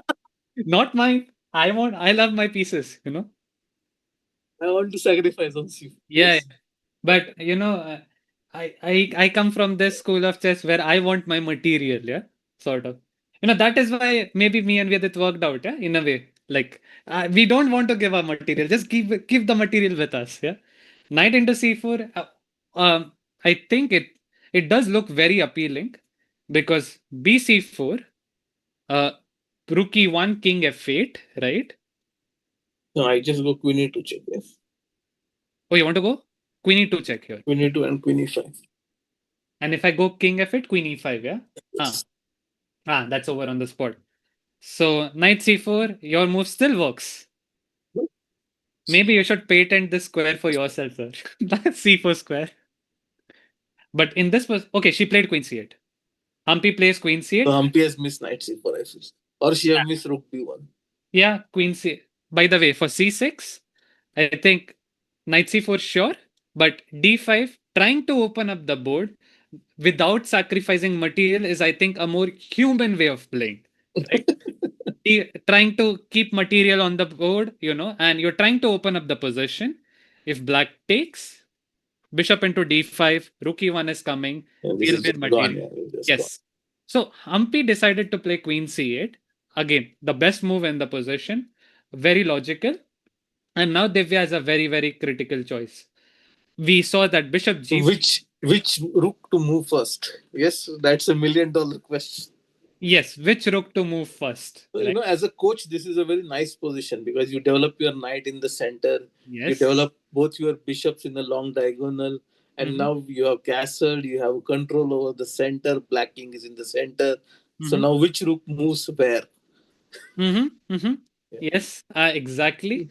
I don't know. I mean, Rook B1 does look the most appealing, and it is a move that screams initiative. Rook Yes, E1, while it looks logical to bring a rook to the open file. yes, but black wants to castle. Yeah, you Yeah, just black don't wants to force. castle, right? And it is good, but you're not making any threats with it.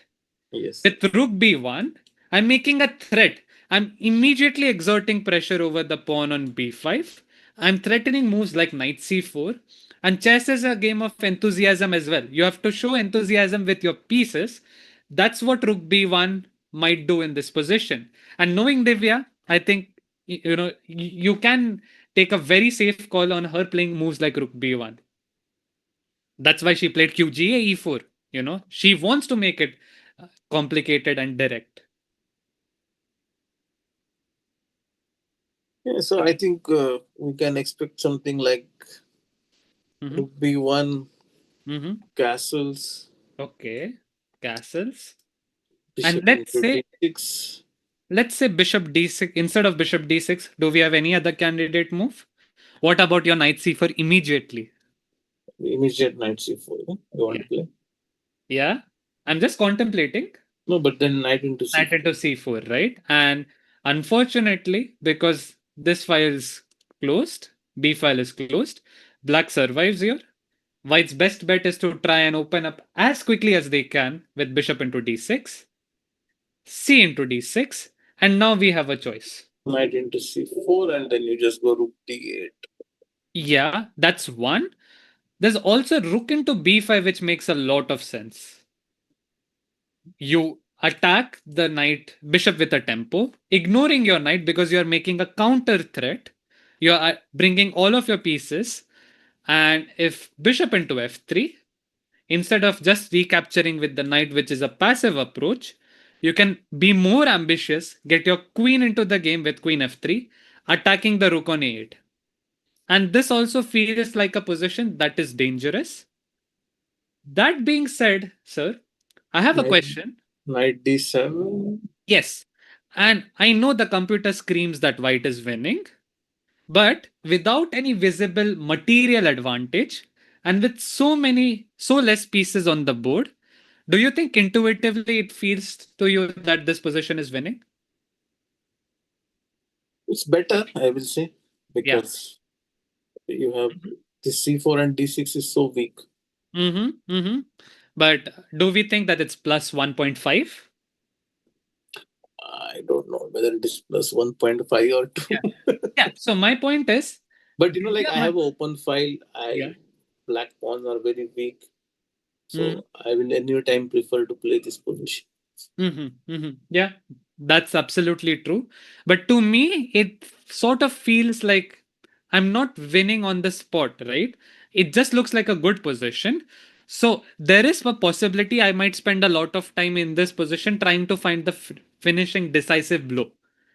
And you that might mean that Divya might spend some time here trying to just get that perfect blow, perfect game, finishing the game on the spot. I know it, you look at the lines, you feel like computer shows everything is winning, but you feel like there should be some position where you should have a material advantage in this case. Yeah, if you don't, at least with the king in center, such a big lead in development, I would want to spend some time trying to think of those things. But that's just me, I guess. Mhm. No, but okay. I think black has to defend with this rook d8 idea, and Yeah. then white has this. This is a very positional advantage. But Mm-hmm. that is what I think she will try to defend. Yes. But after rook d8, okay, this is defended, Yes. right? And okay, You so can't take b5, so you have to go knight e3. knight e3, okay. And let's say I play a move like a6, defending everything. I know it looks, white is much better and it looks better, but is this something I would be very happy with after bishop f3? I might want, like, knowing how ambitious Divya can be, I think she might spend some time trying to find that perfect blow here. So now there is no blow. I feel. I think then Yeah. you just have to go rook e1, rook c1, c4, and the king side knight d5, knight f5, queen g3, queen g4. So something will come. Yes. Mm-hmm. Yeah. And I have a question. Rook e1 or rook c1? Which one will you prefer? First rook e1. Rook e1, right? So you're showing ambition here. You're trying to get new pieces into the game. The rook was already developed, you know. Yes. While my intuition is to play rook c1 first, get this pawn defended. I wouldn't want to think, but your approach is clearly better because, well, this isn't attacked, right? No, see, the problem is sometimes black will have to take bishop into f3. Once you take bishop into f3, queen into f3, knight c6, I will go knight d5 or knight f5 somewhere. Mm. And then it's important that I have rook on e1 already. Yeah, yeah. And this way you will be able to penetrate So through I the just dominate the position for some time and then create some play. even on the king side, right? This king side or queen side, I don't know whether I should break with Yes. a4 or not. Divya is still thinking, by the way. So it's been 20 minutes already. 20 minutes for this move as well. Queen c8. Do we think there's a possibility she overthinks and goes for the wrong option here? But in this position is so good for white that Yes. wrong option will give you a draw. It's Okay, yes. But if I am Humpy here, I would be so happy and I would treat a draw as a win at this point. yes, Right? yes. So I think, and if you're Divya, you know this is your white game. This is your chance, right? But there is also one approach, like second game, it's always tough. Even if you're white, you Mm-hmm. don't go all out because you know that it's if you lose by any chance, Mm-hmm. the story ends there. So Mm-hmm. second games normally, if you see, everybody plays very cautiously Mm-hmm. and Yeah. they look forward for a tie break. So I think Divya has got the ideal situation that she has all the cards in her hand. She has this excellent position with great initiative. Humpy has to keep on defending. You can see the position. She's not castled. Her pieces are underdeveloped. Rook on a8, rook on knight on b8, rook on h8, and I think it's a perfect position what Divya has got from the opening. So everything is on her side. So if you think this is an interval, then I think till interval Divya has dominated the game. That what can be our Mm-hmm. opinion. Mm-hmm. Yeah, you are absolutely right on that. And I think, okay, I'm just trying to think on what Divya might actually be thinking here. Let's say Rook B1 is the first move you consider. She has spent 20 minutes, which means that she would probably be looking at other options as well. What other options do we think are possible in this position? Mhm.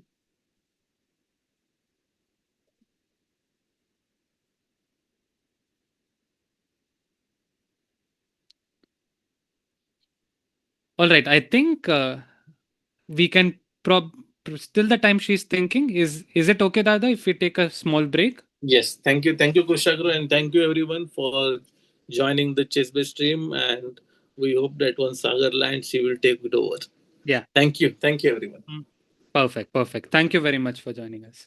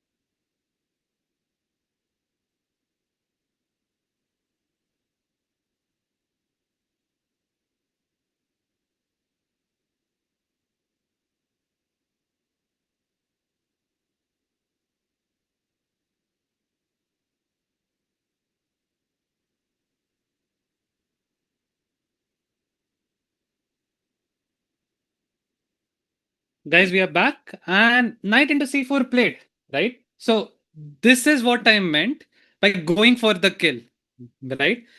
Divya took 20 minutes to play knight into c4. Why? Because for good or for bad, she felt, there has to be something winning right on the spot. And that is what Divya did with knight into c4. Now I know you look at the engine and you think, okay, she blundered, but chess is not played by engines, right? You think according to your emotions. And that is what Divya did. She trusted her instinct. Knight c4 is such a Divya move. You want to just go for the kill, right? You don't want to play that position where you had a small strategic advantage. You think your opponent's king is in the center. I want to open up the board. And that's what Divya tried with knight c4. Humpy immediately recaptured. No other choice, she has to just react to Divya's threats. And I was analyzing a variation which is so interesting. We might have a king walk here. What was Divya's point behind knight into c4? Well, she wanted to open up the e file for her rook with rook e1 check. And now black has two logical ways of playing. There is king to f8, running to the king side, which feels a bit safer, or there is king to d8, which feels like the computer's choice. And the reason why this is better, we'll come to that. Before that, I think we should look at king f8, which is much more human. This is probably what Divya spent a lot of time thinking about. And here's when you look at what she was thinking. She wanted to play queen e2. What's the threat? Well, the threat is to play queen e7 check, king g8, bishop into d6, and take advantage of the back rank with queen e8. Black's king has no squares here. So, after queen e2, a logical move like bishop f3 doesn't work. Now you can switch the orders. You can win a tempo by playing bishop d6, cd6, not recapture on f3, but use checks, captures, and threats to go queen e7 check, king g8, queen e8 mate. That is the problem. And that is what Divya probably anticipated. But there's a big issue, which is black can play king d8. Now I'm pretty sure Divya saw this. What's the point? Well, after bishop into d6, c into d6, it seems like black has enough compensation without any real threats. The king is super safe. There are no dark square bishops on the board. So nothing direct is happening. What did Divya intend here? Divya probably intended to play queen e2. The point? To penetrate with queen e7, deliver a checkmate. Now there are two logical moves for black. There is queen d7 and there is this move rook e8, which looks very logical. Do we have a move here? Just a second. Oh, we have queen e2 check for rook e1 check on the board. Yes. So rook e1 is played here. Rook e1 check. King d8 is going to be played. I think Humpy will spot that queen e2 runs into problems. And after king d8, queen e2, the difference why you want the king to be on d8 and not on f8 is not just because you can't get mated on the back rank, but there's also the rook coming in with the tempo with rook e8. And it seems like since this is defended, white has blundered. Or has white blundered? Not really. What Divya would have seen here is queen into e8, a queen sack coming, knight e8, and there's only one move to keep the game going. Bishop e7 check. The king has to come up. Now again, it seems like black is up a queen. Nothing's happening.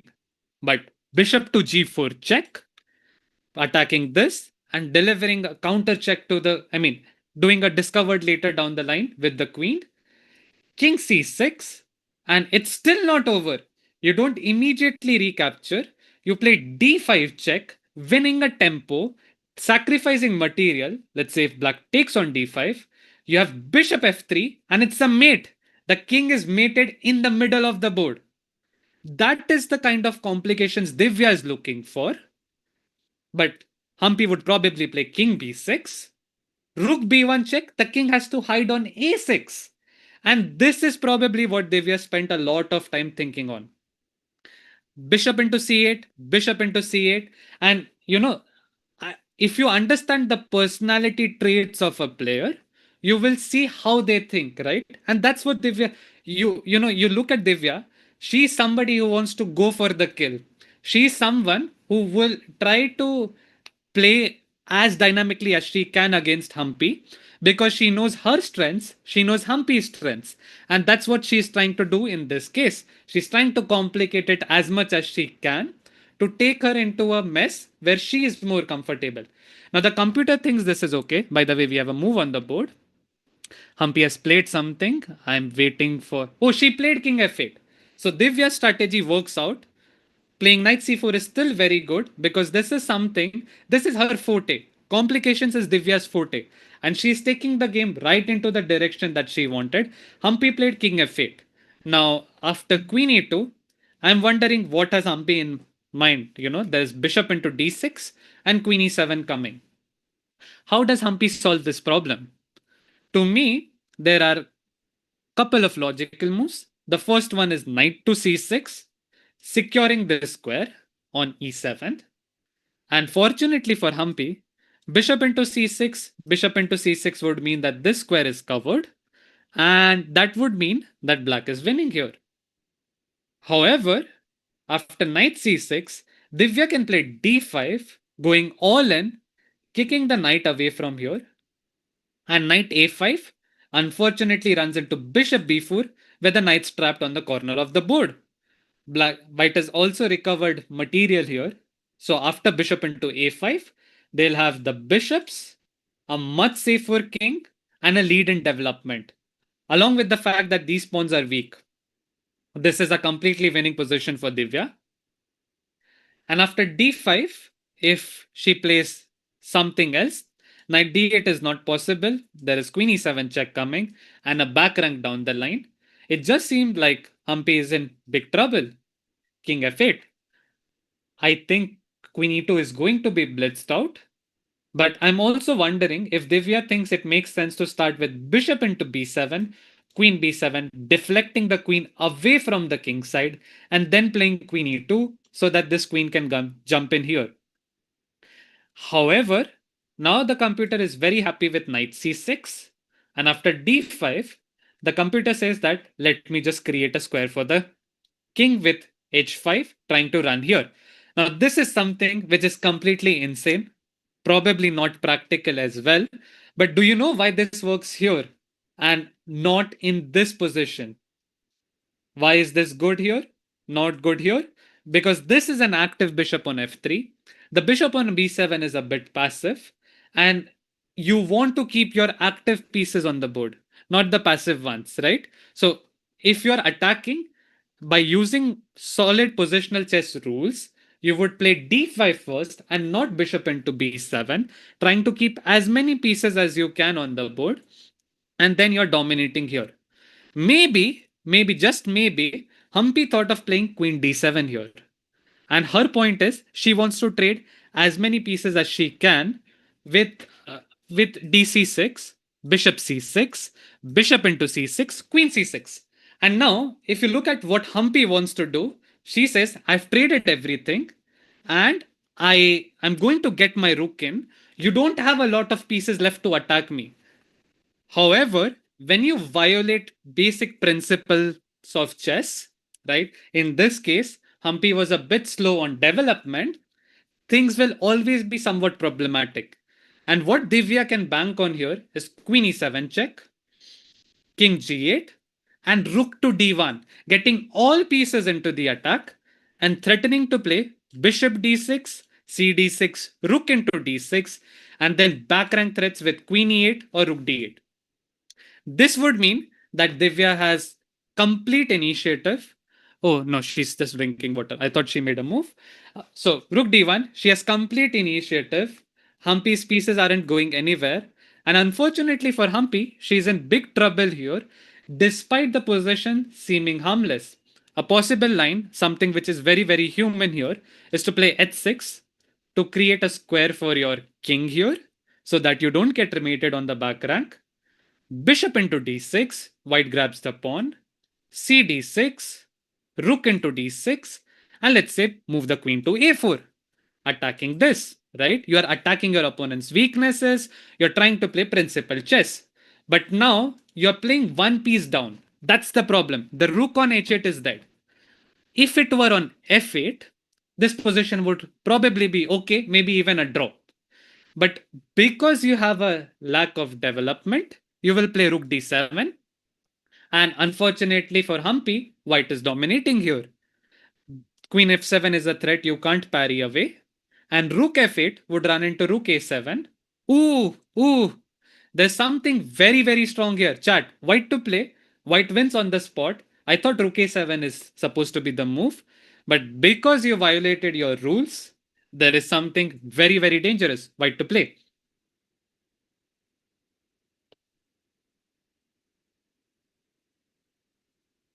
Divya seems like she sees the winning blow.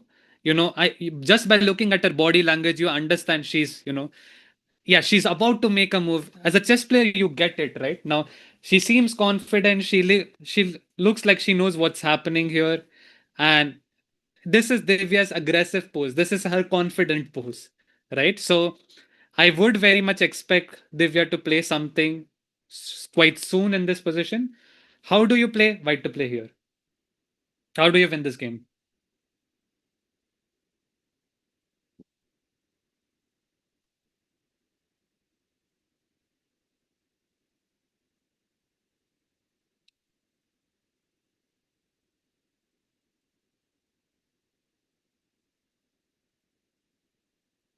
Divya's about to make a move. You can sense it. You can sense it. Uh, King f8. You know, you might feel like this is a mistake that shouldn't happen at this level, right? But even at GM level, what happens is everyone has their own style and some strengths, some special strengths. Humpy, for example, has such a great sense of positional understanding that if you bring out a dry position, right, she's probably better than almost all chess players, women chess players on the planet, right? She is so experienced, and her sense of understanding, especially in the rook end games, is so good that I think from an endgame point of view, she's very strong. Okay, we have a move on the board. What's been played? I'm waiting. Bishop into b7. So, you guys would think that okay, there's something wrong going on. Players are making left mistakes left, right, and center. But trust me, that's not the case. It's incredible. Oh, Sham is here. Oh, hi Sham, how are you? He's live from Batumi, by the way. That's Grandmaster Sham Sundar from uh, Chennai, and he might have some insights for us. He's the Indian delegate right there at the World Cup. Bishop into b7. Humpy is going to recapture for sure. Queen into b7 played out. And now, okay, Divya's played something or Queen e2. She blitzed out. She is in a confident mode here. Now, if I'm Humpy, what would I play? The threat is clearly Queen e7 check. King moves, and bishop to d6, attacking the queen on b7. How? Hi Shamanna, how are you? Yeah, hi. Yeah, How's the good. atmosphere in Batumi? You will have some insights for us. Atmosphere as in the weather, yeah, in Batumi. Uh-huh. And what's the weather in the hall? Playing hall. Yeah. Okay, at least I am chilled. I mean, we all are chilled, yeah. Gold Mhm. and silver belongs to us now. So Yeah. How are the players there? yeah, they're fine. I think they're more much relieved because they have qualified to the candidates. That's the most important thing, I think, Mm-hmm. for any player's dream, yeah, before coming to the World Cup. So now it's okay. Whoever is more motivated, yeah, I think they'll get the gold. Yeah. Mm-hmm. Have you been following the game till now, by the way? Actually, no, I just woke up. Okay. This is my sleeping time in general for half an hour. So So you probably have been working at this point, and you sort of take a break, yeah, and you come up. Yeah. exactly, yeah, just thought okay. Yeah. So Mhm. what's the position? So the this is the position on the board. Can you see my screen on Zoom? Yeah, very well. Yeah. Okay. So let's try to have your thoughts. Let's say you don't know what's happening. You play as a human. What is it that you would Wait, play as black? where is White's one piece? Is it missing? Yeah, white is a piece down. She has sacrificed What a kind of piece. sacrifice? So Is a famous back? For let I'm me get curious. let me show you the game. Okay. Uh, guys, I'll just very briefly take him through the game. Uh, so we started with Yeah, the I saw till this. yeah, Yeah, we yeah. started with Okay. the QGA, and Divya played this move Bishop E2, which is very rare and interesting. Mm-hmm. Bishop B7 was played, castle, Yeah. So, Bishop okay. C3, B C3, 94, and Divya is already better with Bishop A3. Humpy was supposed to play Knight D7 here. Humpy played Knight D6, which is a mistake because of Bishop Mhm. F3, Queen C8. Now, Rook B1 would have killed the game, but Divya went for the more ambitious bishop into knight into c4, sacrificing a piece. BC, Wow. rook e1, and now there's this crazy line with king d8, queen e2, rook e8. Oops, queen into e8, knight e8, bishop e7 check, bishop g4 check. Humpy decides to play king Okay. f8. None of that. Yeah. Okay. Mm-hmm. Queen e2 would have won on the spot because after knight c6 you have d5 and the knight has no good squares. Knight a5, bishop b4, knight is trapped. Wow. Okay. But Divya took on b7, queen b7, and now she played queen e2. And this is the position that we have on the board. Wow. So that is what Queen E7 and Queen E8, Queen E7 Yes, and that's the BD6. threat. So many threats. Yeah. Hmm. Hmm. So I think to So stop that, you have only one move, knight c6, okay. right? Yeah. You So don't want to play D5. h6. Yeah, knight c6, d5, and now the computer shows it's equal. But I want to test out a grandmaster. Black to play. How do you survive? It's not easy. So what's the threat? You threat D6, Queen C6, Queen Hmm. E7, King G8. No visible threat. So Hmm. maybe White's next move, Rook A B1. Still, if Rook A Yeah. B1, Queen A6 anyway. Hmm. So I don't see a threat for White. Hmm. Uh, I can't move my knight. Knight A5. So knight A5 is ridiculous. Okay, Queen is on BD6, Queen E8. So I should run away with my king then. There's only G6. one move. Terrible. Humpy is Okay, still then it should be some H5, yeah? What else if there's the only yes. move? H5 or something. H5, making space for the king, and then trying to get the rook out. And this way, Humpy is completely okay.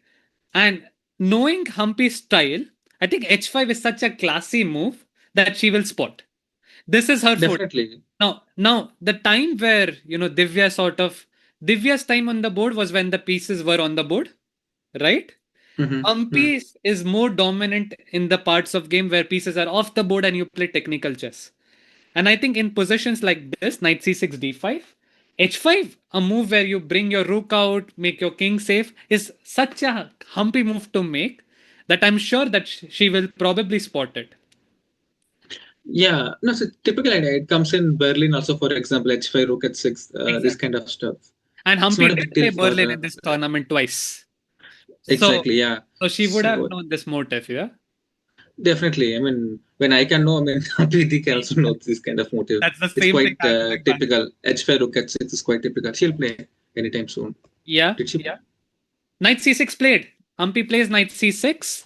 And apart from d5, do we see any other? Oh, d5 blitz out. Wow. Divya is just showing her dominance, trying to show her dominance tactically. I know that Humpy would have seen something here, but still, knowing Humpy, she will take her time. She is not going to be intimidated by Divya playing first, right? Hmm. And Humpy has 25 minutes more, 24 minutes more. No, it's 26:41. Yeah, she has 16 minutes more. I'm sorry about that. Where are my And basic how math? many moves has been made? Is it Yes, and we are on move number 16? 16. So there's 24 moves. 24 moves to the time control. Humpy has Mhm. 16 extra minutes, and the position is fizzling out. I think if you are in Humpy's shoes, you start feeling a bit more comfortable after what has happened in the game, right? True. And Yeah. H. d5, and what do we do now? Let's say h5. Does h6 work as well?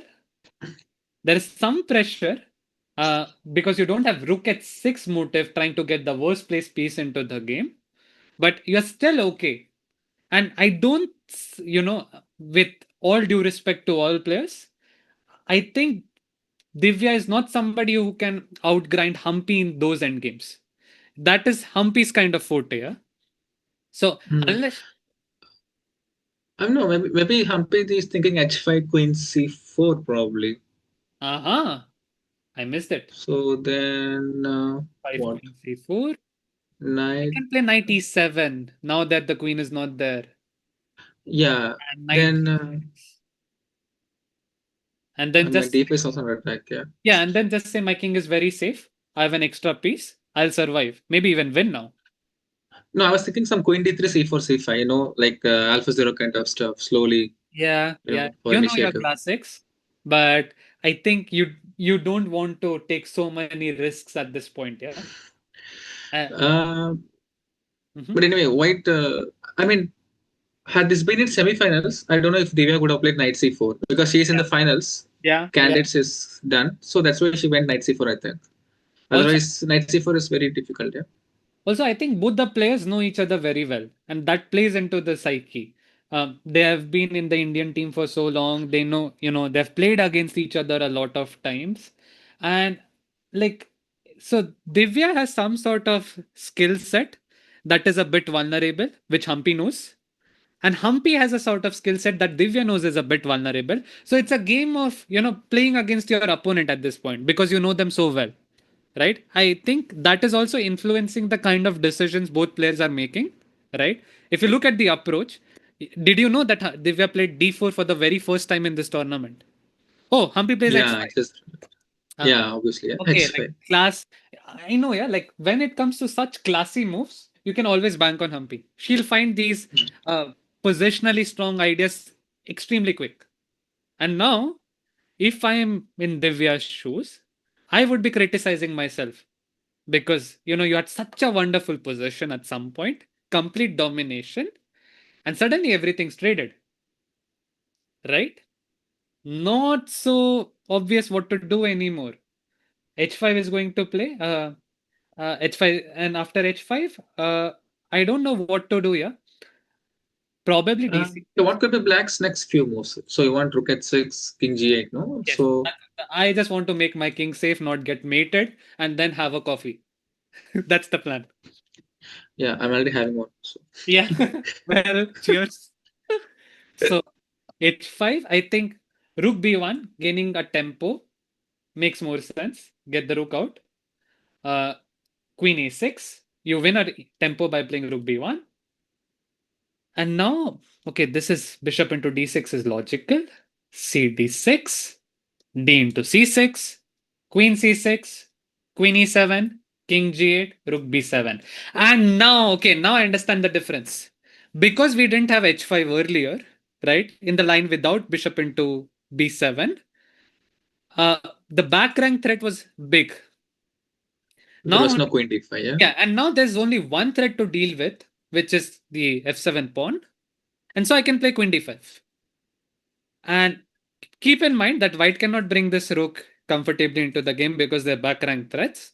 And if they try to grab a pawn, Humpy would be very, very happy to give it away and make sure that her rooks joins the game. In endgames, it's much more important to get your pieces out as actively as you can.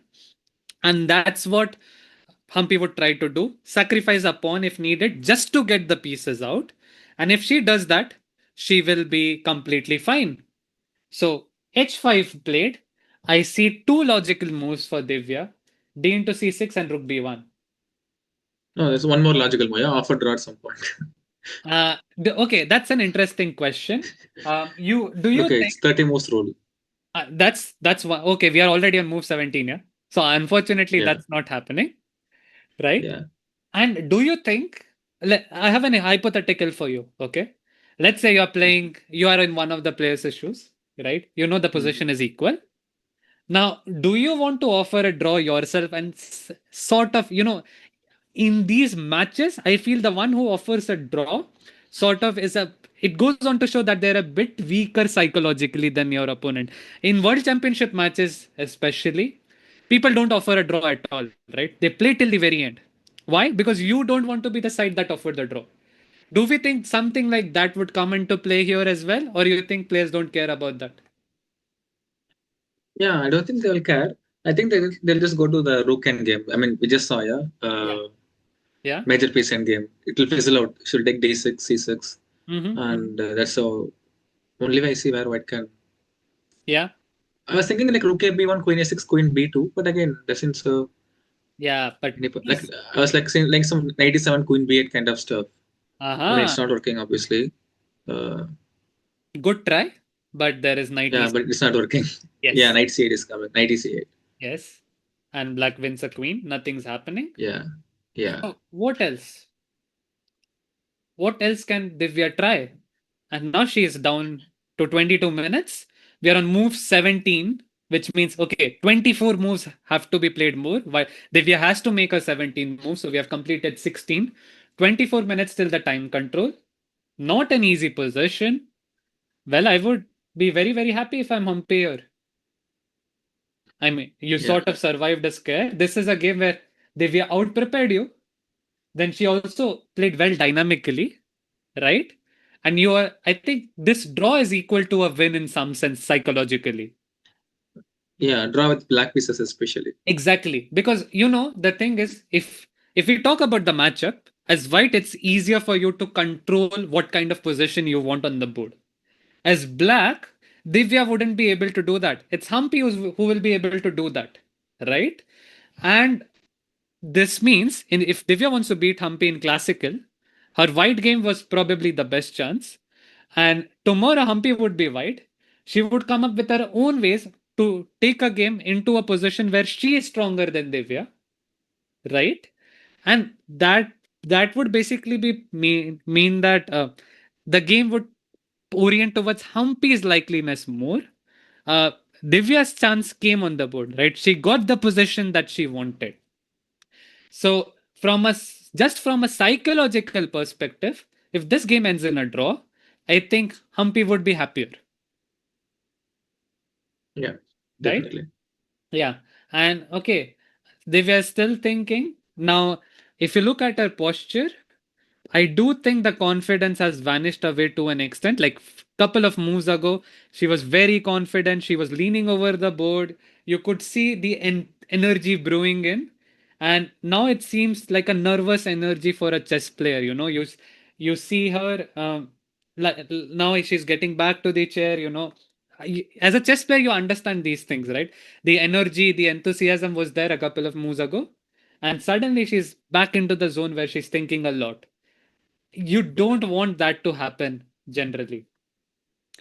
Okay, so Yeah, probably she must h5 rook h6 ideas from far. yeah, She might yeah, have assumed some kind of thing. yeah, But it's also fearless player in the finals, and you play yeah, like yeah. this. It's So like I think Divya knows that she is playing. She's stronger strategically, dynamically, and she took it in a way. Uh, yeah, I'm quite exactly. curious. Okay, let's say tomorrow you are in Team Humpy. Okay, you survive this. What kind of approach would you take tomorrow? I will try to play some solid strategical stuff. Just try to outplay Mm-hmm. something simple. Yeah. Just clarifying the pawn structures Mm-hmm. and try to play a strategical game. So play a simple strategical game, yeah. That's the way you look at Yeah, it. Uh-huh. without much dynamics. Yeah, just outplay in the middle game. Mm-hmm. And who do you think benefits from the game going to a tiebreak? Because a Mm, risk of playing a simple strategic game is that chances of draw are potentially high, and then we enter the tiebreaks. Do we think that would play a role in the player's preparation? It could, but if you see the game, previous game where Humpy outplayed out of nothing the previous rounds. That Mm-hmm. wait, with Chinese, yeah, is it Li A Tingyi late or game. Tansong? Li Late Tingyi, yeah, exactly. I was really impressed how she managed to outplay in the. I mean, though it ended in draw, but still it was a quite brilliant game. And also a few other games also where she outplayed. like which is a typical style, some creating something out of nothing. So I mean, I've been watching Humpy for so many years, and I know certain kind of positions. She is just ruthless. She Mm-hmm. will score no matter. She can just keep playing and grinding for hours. But your question, if it ends in a draw, if they go to the tiebreak, then probably I would still rate Humpy's chances slightly higher.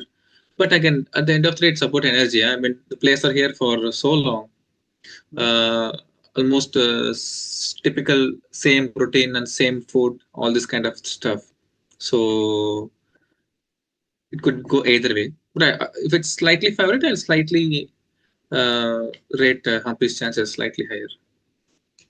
Mm-hmm.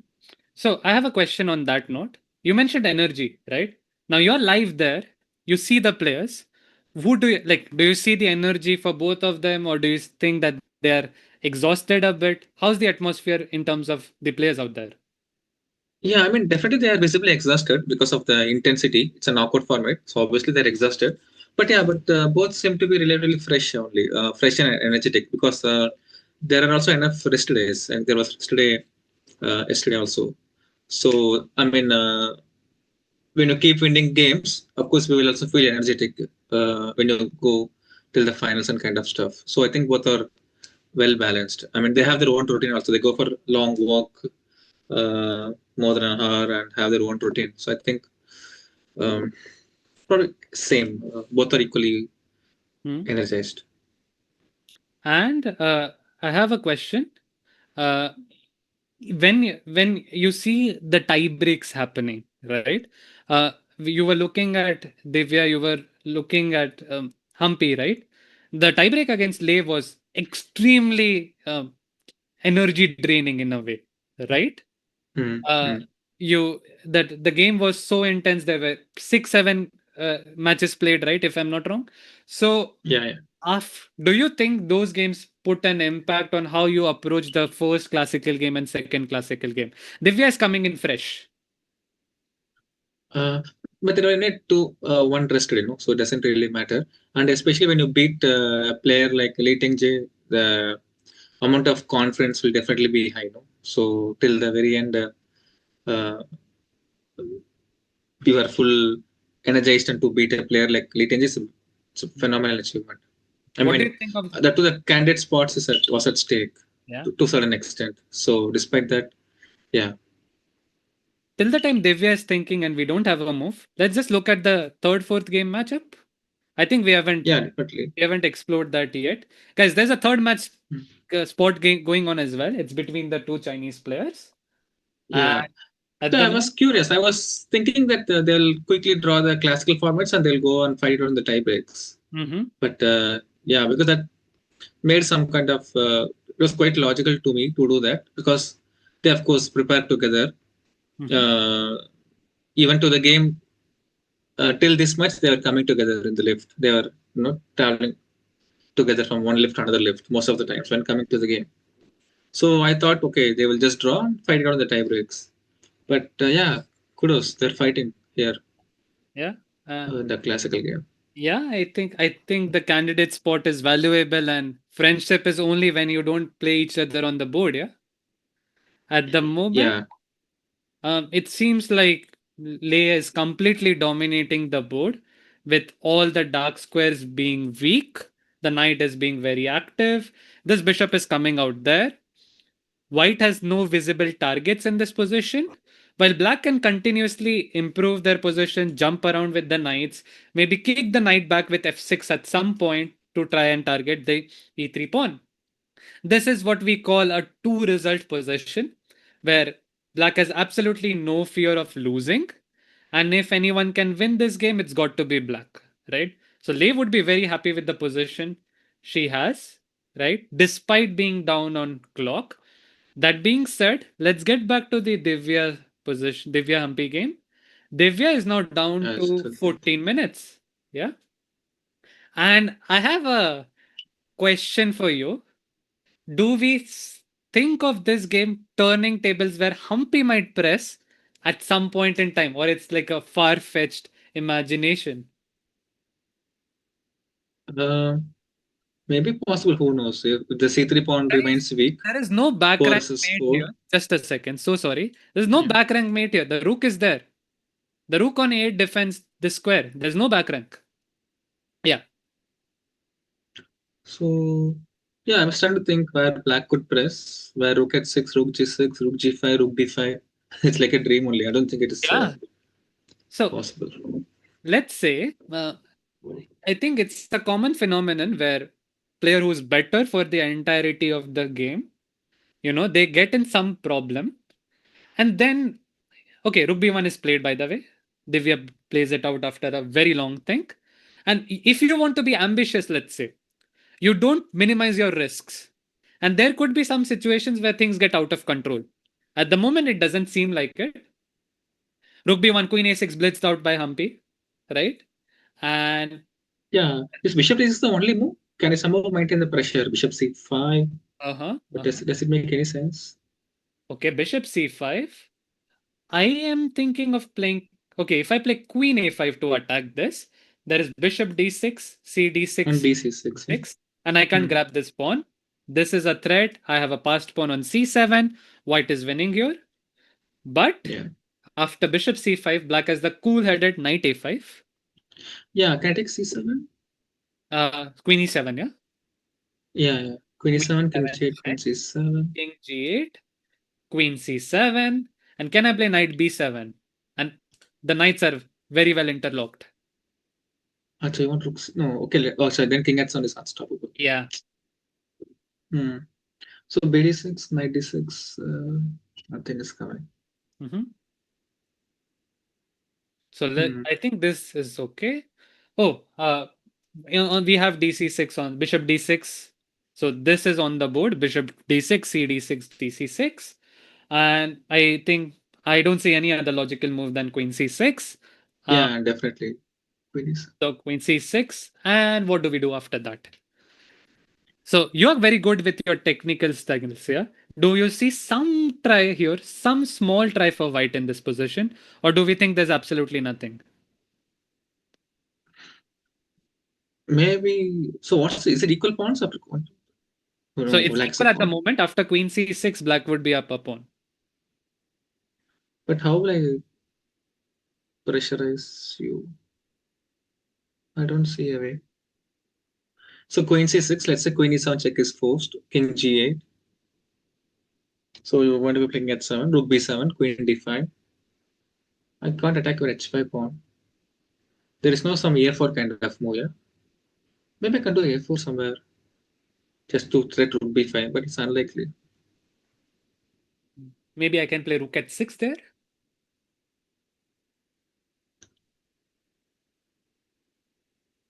Mm-hmm. So Sham suggests a4 with the idea of rook b5, rook g5. Such a classy response. I would try to get my worst place piece into the game with rook at 6. And Yeah, then if rook you, g6 is. yeah, and rook b5, I think queen d2 counter attacking here would be quite strong. Hmm. Okay. So, oh, queen c6 played. Humpy plays queen c6. And I don't think if Divya plays queen e7 and rook b7, that's sort of an way of showing that okay, I want to keep things under control. Is there a way where you think Divya can continue to press or get some chances to keep the game going?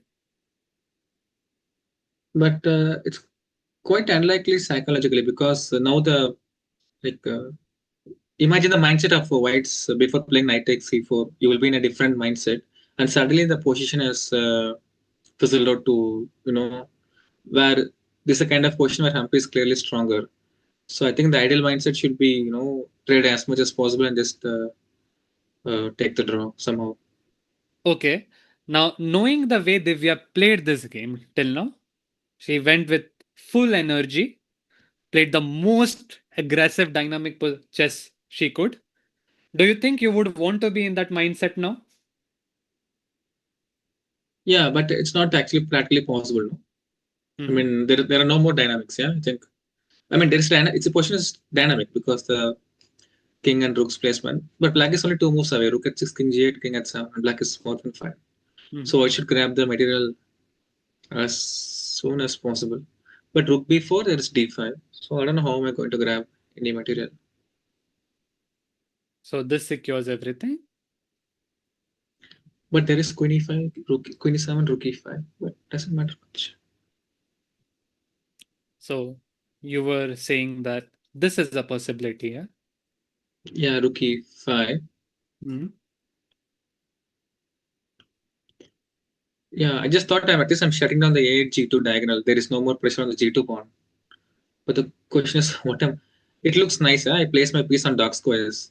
But what am I doing with it? Nothing. And you're down a pawn. Yeah. And who knows? Black might sacrifice d4, c4, c3 when the right time comes. So Yeah. Yeah. So nothing special as of now. We are still waiting for Divya. Uh, by the way, how was the World Cup experience so far? So we know that these players are in the finals, right? But how did the World Cup go for the other Indian players out there? Vaishali was in contention for a very long time. You know, she was in quarters.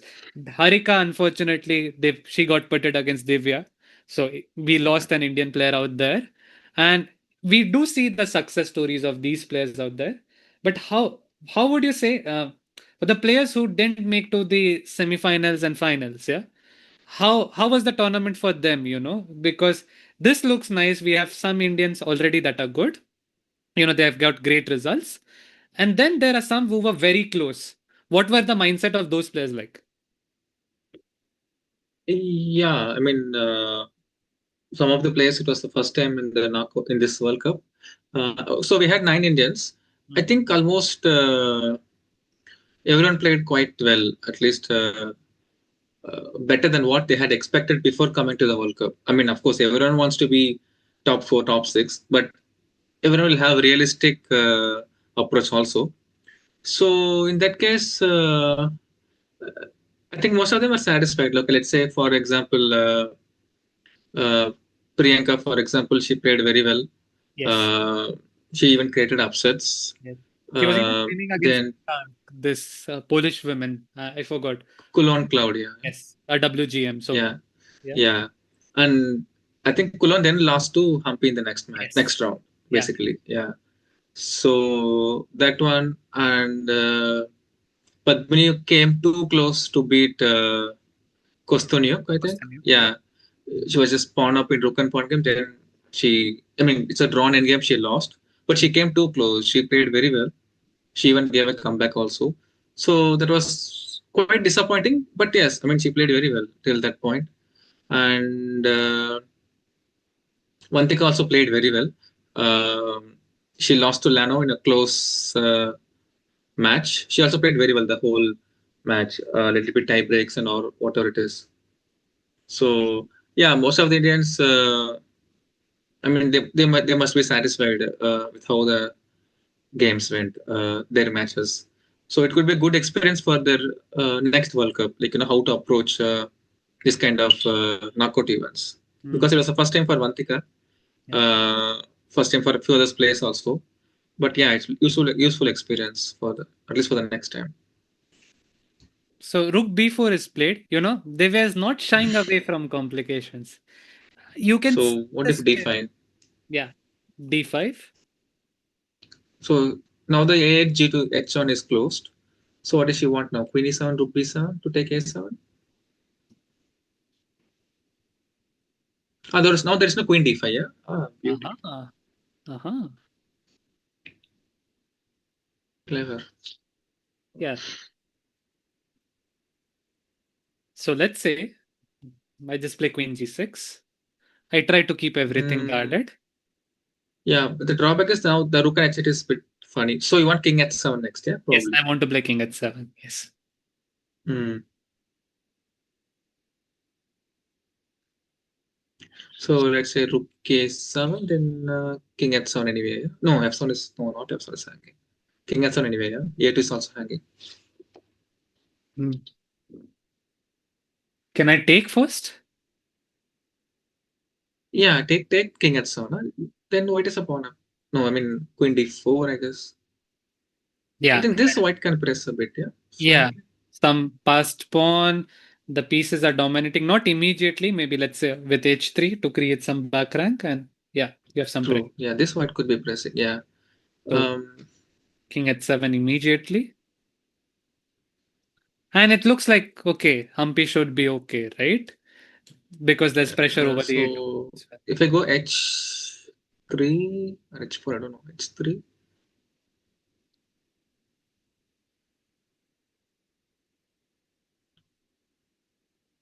I want to get the rook out, but I don't see. Yeah, but the question is where. Not good. This is not good. This is not good. So then Yeah. maybe I have to wait for your queen to move for it to be good. And so queen f6. Actually, I was stopping my queen d4 also. Yeah, that too. I don't want your queen to be centralized. Hmm. Do we have a move, by the way? Yeah, okay. She's still thinking. Yeah. Okay. Yeah, this is tricky actually. This is not so easy to defend, I think. Mm-hmm. I mean, practically. I mean, white has some push. Yeah. Was it the four still here? So what? Rook d5, rook b7, yeah? So So let's think very professionally.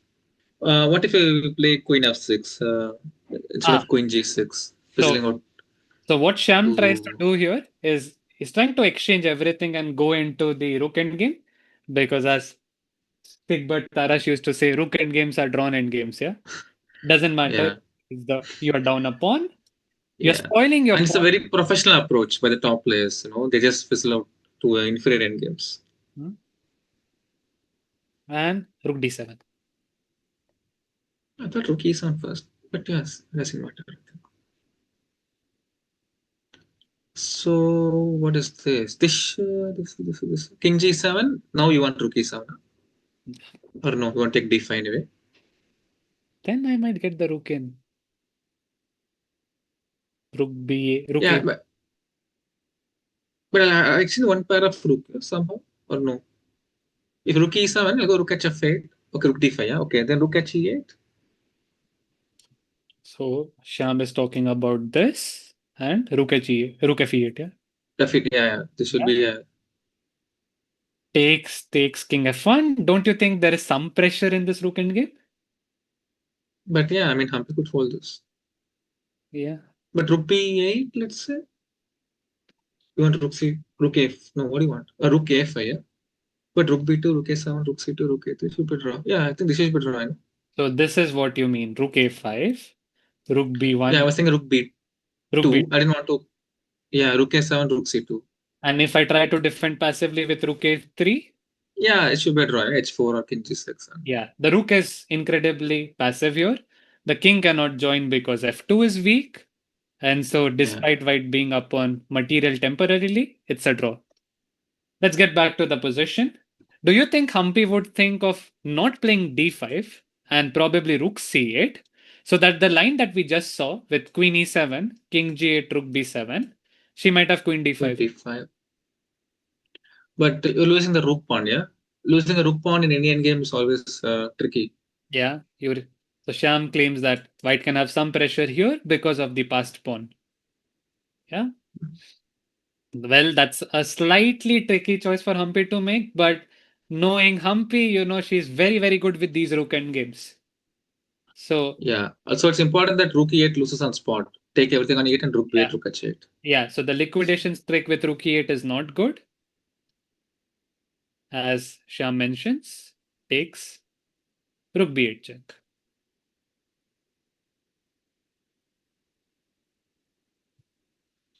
So rook So b4. tricky. So what if I play direct queen d5? I mean, Queen nothing, yeah? d5 But I immediately. don't know. Yeah, so it was what you want, rook c4. Mm-hmm. So now king g8. Okay. But this doesn't look right. Not so clean in a way, yeah. Yeah, yeah, it's look shaky. But I mean, Humpy. But let's think like how Humpy would think. So Yeah. I think. Humpy is someone who likes to get her pieces in as quickly as she can, yeah. Like she wants Hmm. control in a way. Exactly. That's why I think she may not like Queen f6, spoiling her pawn structure. Yeah, But that's at the what my same time, feeling queen is. g6. Yeah, but also queen g6 is I don't know. Still, white is only pushing, no? Despite because of white black spawns on d5 c4, white pawn on c3. It looks like practically difficult for black. The d one size blockade on d4 square. Yeah, It's a bit difficult. yeah. So I think Humpy is taking a lot of time, by the way. She spent already 9 minutes. And do we agree that this is a situation where you should be taking a lot of time, or would you try to press your opponent on clock here? No, I think here it makes sense to think even 15-20 minutes also because it will clarify next 10-15 moves. And Yeah, black has many ways to equalize comfortably. So probably she will be thinking which is the best way to neutralize all white's initiative. yeah. hmm So uh, this So position, despite the computer showing zeros, is not entirely harmless. And that goes on to show how rich chess is in a way, right? We see zeros, we feel like nothing's happening. I'm guilty of that, where you feel like nothing's happening. And when you start analyzing, it's not so easy anymore, right? And that's yeah. why Humpy taking time, I feel, is so much more necessary and also goes on to show how classy she is in a way. Okay, so what let's ask the chat. What do you think? Knowing Humpy, she wants to keep control. Do we think she'll play Rook C8, or do we think she'll play D5, or something else completely, which we might have Or missed? even something like rook at 6, for example. Yeah, that's a Because very if rook interesting. c4, then queen e8 maybe. I hope I'm not blundering See, with. the But professional approach, just trade everything. Maybe rookie four though. yeah. But yeah, But okay, then I can come back queen c6. But okay. yeah. So D5, Rook C8, Rook H6. We have these three choices. What do we think we'll play? I think I'll go for d5. I would also try. I'm not so classy. I would blitz out D5 and wait for my opponent to do something, right?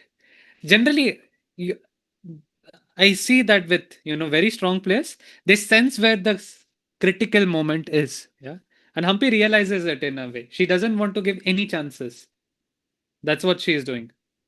Yeah, definitely. Also, she's very, you know, hugely experienced player. So, Yeah, and she must have played so many end games in this where she must yeah, have grinded, she must have defended. In yeah. both cases, she would have played so many games in her career. Mhm. So we are still waiting. Do we move to the Li Tianji game and Tanzongi game in the meanwhile? Yeah, sure, sure. We'll head back as soon as Humpy plays a move. In this game, okay, Bishop F5 played. So uh, again, Interesting, huh? GF5 or knight f5. aha. So you don't mind spoiling the structure because it opens up a file for your rook, yeah? Yeah, and then we have f6 kicking the e5 knight. I will play gf5 any day. I don't see pieces are penetrating to the Hmm. king side. Interesting. And if I play something like knight f3, trying to play in a passive way, queen f2, Yeah, trying. I'll go rook g8 anyway. Yeah? I'll double. Okay. Yeah, makes sense. Does make a lot of sense. Uh, so are we in conclusion that Lei might win this? Or do you think the chances of a draw are higher? We never know because in this game the stakes are very high because only one goes through the candidates. We never know. Sometimes in the pressure, black might even blunder or white might even win. So we never know because the position is very rich. Hmm? So though visibly black is better, it's not in a Swiss tournament game, it's a different scenario. But in knockouts, the nerves plays takes a huge toll on the players. So we can't in mutual time trouble. Yeah, we could expect lots of swings in the position assessment swings. Mhm. So, speaking of something which is a bit far-fetched and in the future, um, we the player who wins this game reaches the candidates, yeah. And after that, yeah, you were saying something? No, I mean there's a game tomorrow also, Yeah, I so mean, there's a more likely. yeah, I meant in the way like the winner of Lee and Tan who wins Ah, reaches yeah. candidates, yeah. Okay, so Hmm. both are incredibly well players. Now, if we are greedy, yeah, let's say we want to promote our Indian players, which player would we likely prefer to have in the candidates, yeah? Lay or Tan? I think both are equally. If you see the rating, not much difference. Only 10 something. No, Lay is They're currently equally. number one. Yeah, I mean, in terms of level, I think they both are equally well poised only. And and I hope we also get few more Indians in the candidate spot. Apart from Humpy and Divya, there is Grand Swiss. I think Grand Prix. I don't know. I think the few slots still yet to be determined. So I hope we get at least one Indian Mhm. to the So candidates. Grand Prix is already decided, and Acha, okay, sir. World Cup, it's Goryachkina and Zhu Jenner, three from the Hmm. World Cup, two from the Right. Grand Swiss, and one from the FIDE circuit, which is introduced for the first time for women's. Right? So we still let's hope that one of our Indian players finishes in top three in top two in Grand Swiss, and we can get one more Indian there. You know, Vaishali last time qualified via the Grand Swiss, so she is a top contender for that, and she's someone who's very good in Swiss events, right? Yeah. I mean, we can even get two Indians also. We Yeah, never know. I mean, it's good, yeah, if we get as many Indians as possible. Then it's like we're playing national championship candidates. It's a cool thing. yeah. So if let's say we could have four Indians potentially, yeah. Yeah, exactly. Humpy is still thinking, by the way. Yeah, it's a tough choice. Huh? I mean, Queen of Six to ruin the structure and go for the relatively theoretical drawn endgame, Yeah. or Queen G6 and passive defense. Hmm. Yeah. So, I'm trying to think on how Humpy would be approaching this. You would not want to give a lot of weaknesses in this position. You want something absolutely clean. And I think Rook C8 is a way to do that. You don't provoke anything. I know you mentioned this, right? hmm. However, let's say I play Rook at 6 here and get the worst place piece into the game. How would you evaluate this? I think practically, I think still like white only because definitely black is not having any kind of attack. I mean, white can always neutralize. And suddenly rook and h6, it could also be misplaced. I mean, you need rook g6, rook g5 to Yeah. bring it to the game. Yeah. Uh, I don't know. Even if I say, let's say, some stupid moves like f3, rook g6, king f2, but then there's rook a8, rook a2. Okay. So it's not that easy.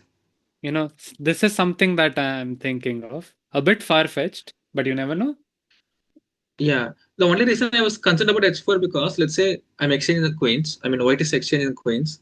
Then pawn on h5 is good for black rather than h4. H4 could become a weakness. That's why I was always hesitant to do h4 Hmm. So, relatively. interesting point is let's say I make a random move, rook d1, h4, and you play queen b7. Some Yeah, exactly. And your point This is this could be a bit dangerous. true. The white king is near to the pawn. Yes, it's rook d4 also. So this could be a bit tricky. Yeah, makes sense. Okay, we are still waiting at 17 minutes. So we have 20 more moves. Yeah. Okay. Yeah, 20 more moves. But I mean, for 10 more moves for the offer draw situation. Hmm? Yeah. So you think this is gonna end as soon as 30 move is over? You think somebody's going to offer a draw? Yeah. Yeah, I mean, they both will look at their eyes and they'll offer and they'll shake hands. I think. I don't think so. Let's see what Humphrey plays. In the meanwhile, uh, could you describe a bit about your role there in Batumi? I mean, for people who don't know, he was the Indian delegate there.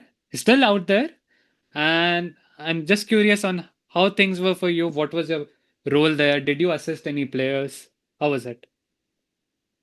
Yeah, I was assisting a couple of players also when they were. So basically, yeah, I mean, I have come here for the whole Indian team. So basically, I made myself. I mean, almost of course, all the players have their own team also back home and remotely. So, but in any case, I made myself available to the players, especially in tie breaks where players don't have much time to talk to the team. I mean, I was mostly waiting outside the hall in case they want some last minute discussion or so just some game analyze or some opening suggestions, anything. So in that way, I made myself available. I mean, I didn't do much other sessions also with my other students. I was basically here for the whole team. And yeah, also important thing is the color. Yeah, that's very tricky. Color for the next round. Sometimes it's confusing in knockout format. So many players gets eliminated. It's quite tricky. So that way, I had to make sure that the players know the exact color what they are playing the next day. So that's a bit tricky and very challenging also because if I say something wrong, then it's my responsibility. The players might get knocked out. So that was like standing on the fire. Every word I say, it's very very critical and crucial to the players. And of course, I also made sure that that players reach the venue on time because we have 15 minutes tolerance. Beyond that, they lose the point. And if the players are late by even 1 or 2 minutes, then they're fined by some $300. Wow. So okay, that is okay. At least they're still in the game. So, but I had to make sure the players on the are sitting on the table. That no matter what. So and yeah, this was my main thing basically. And if anything, they can always ping me and ask anything. Got it. But you still have a big role to play in helping those Indian players out. Logistics is also something that you want to take care of the tournament. We have Niklesh ji back with us. So let's Niklesh ji, please welcome. Hello, hello, hello. जी जी काफी लंबा break. Hello. Hi, Shyam bhai. How are you? Hi. Fine. So Nicholas in Spain, huh? Which country? Yeah, I'm in Spain right now. And these Mm, days, Shyam bhai and his students, everyone is doing really well. Huh? thank you. Uh, okay, so it looks like a draw. So Divya missed the chance? Yeah, seems so. She missed a big chance at some point. Yeah. And I think the plan worked out well for her. The type of positions she wants, she get it. Everything was perfect. But in these tournaments, we are always witnessing that, okay, nerves is the key. Yeah. How you keep your nerves calm and cool. So, Shamba, you were there in tie break of this Tan and Divya. You were there, na? Huh. Right? Yeah, I mean, I was there for all the tie breaks, not just that game. Yeah, yeah, no, no, So, yeah, I know. But how was that experience like for as a Indian team trainer? You were there, and means in break, what was the thing going on when I'm talking about Humpy also, Humpy and Lating J. yeah.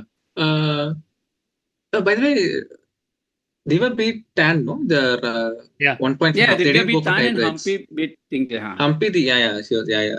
So also in tie breaks, also one more important thing is I had to make sure the players reach on time because there was like half an hour time difference between before the next round. If there was only one matchup, then only 15 minutes rest. So it's kind of Mm-hmm. tricky. So again, anyway, most of the time I was waiting outside just in case, to check if they reach the hall on time or not. But yeah, players being professional, they know they talk to the arbiters themselves and they know when to arrive to the game.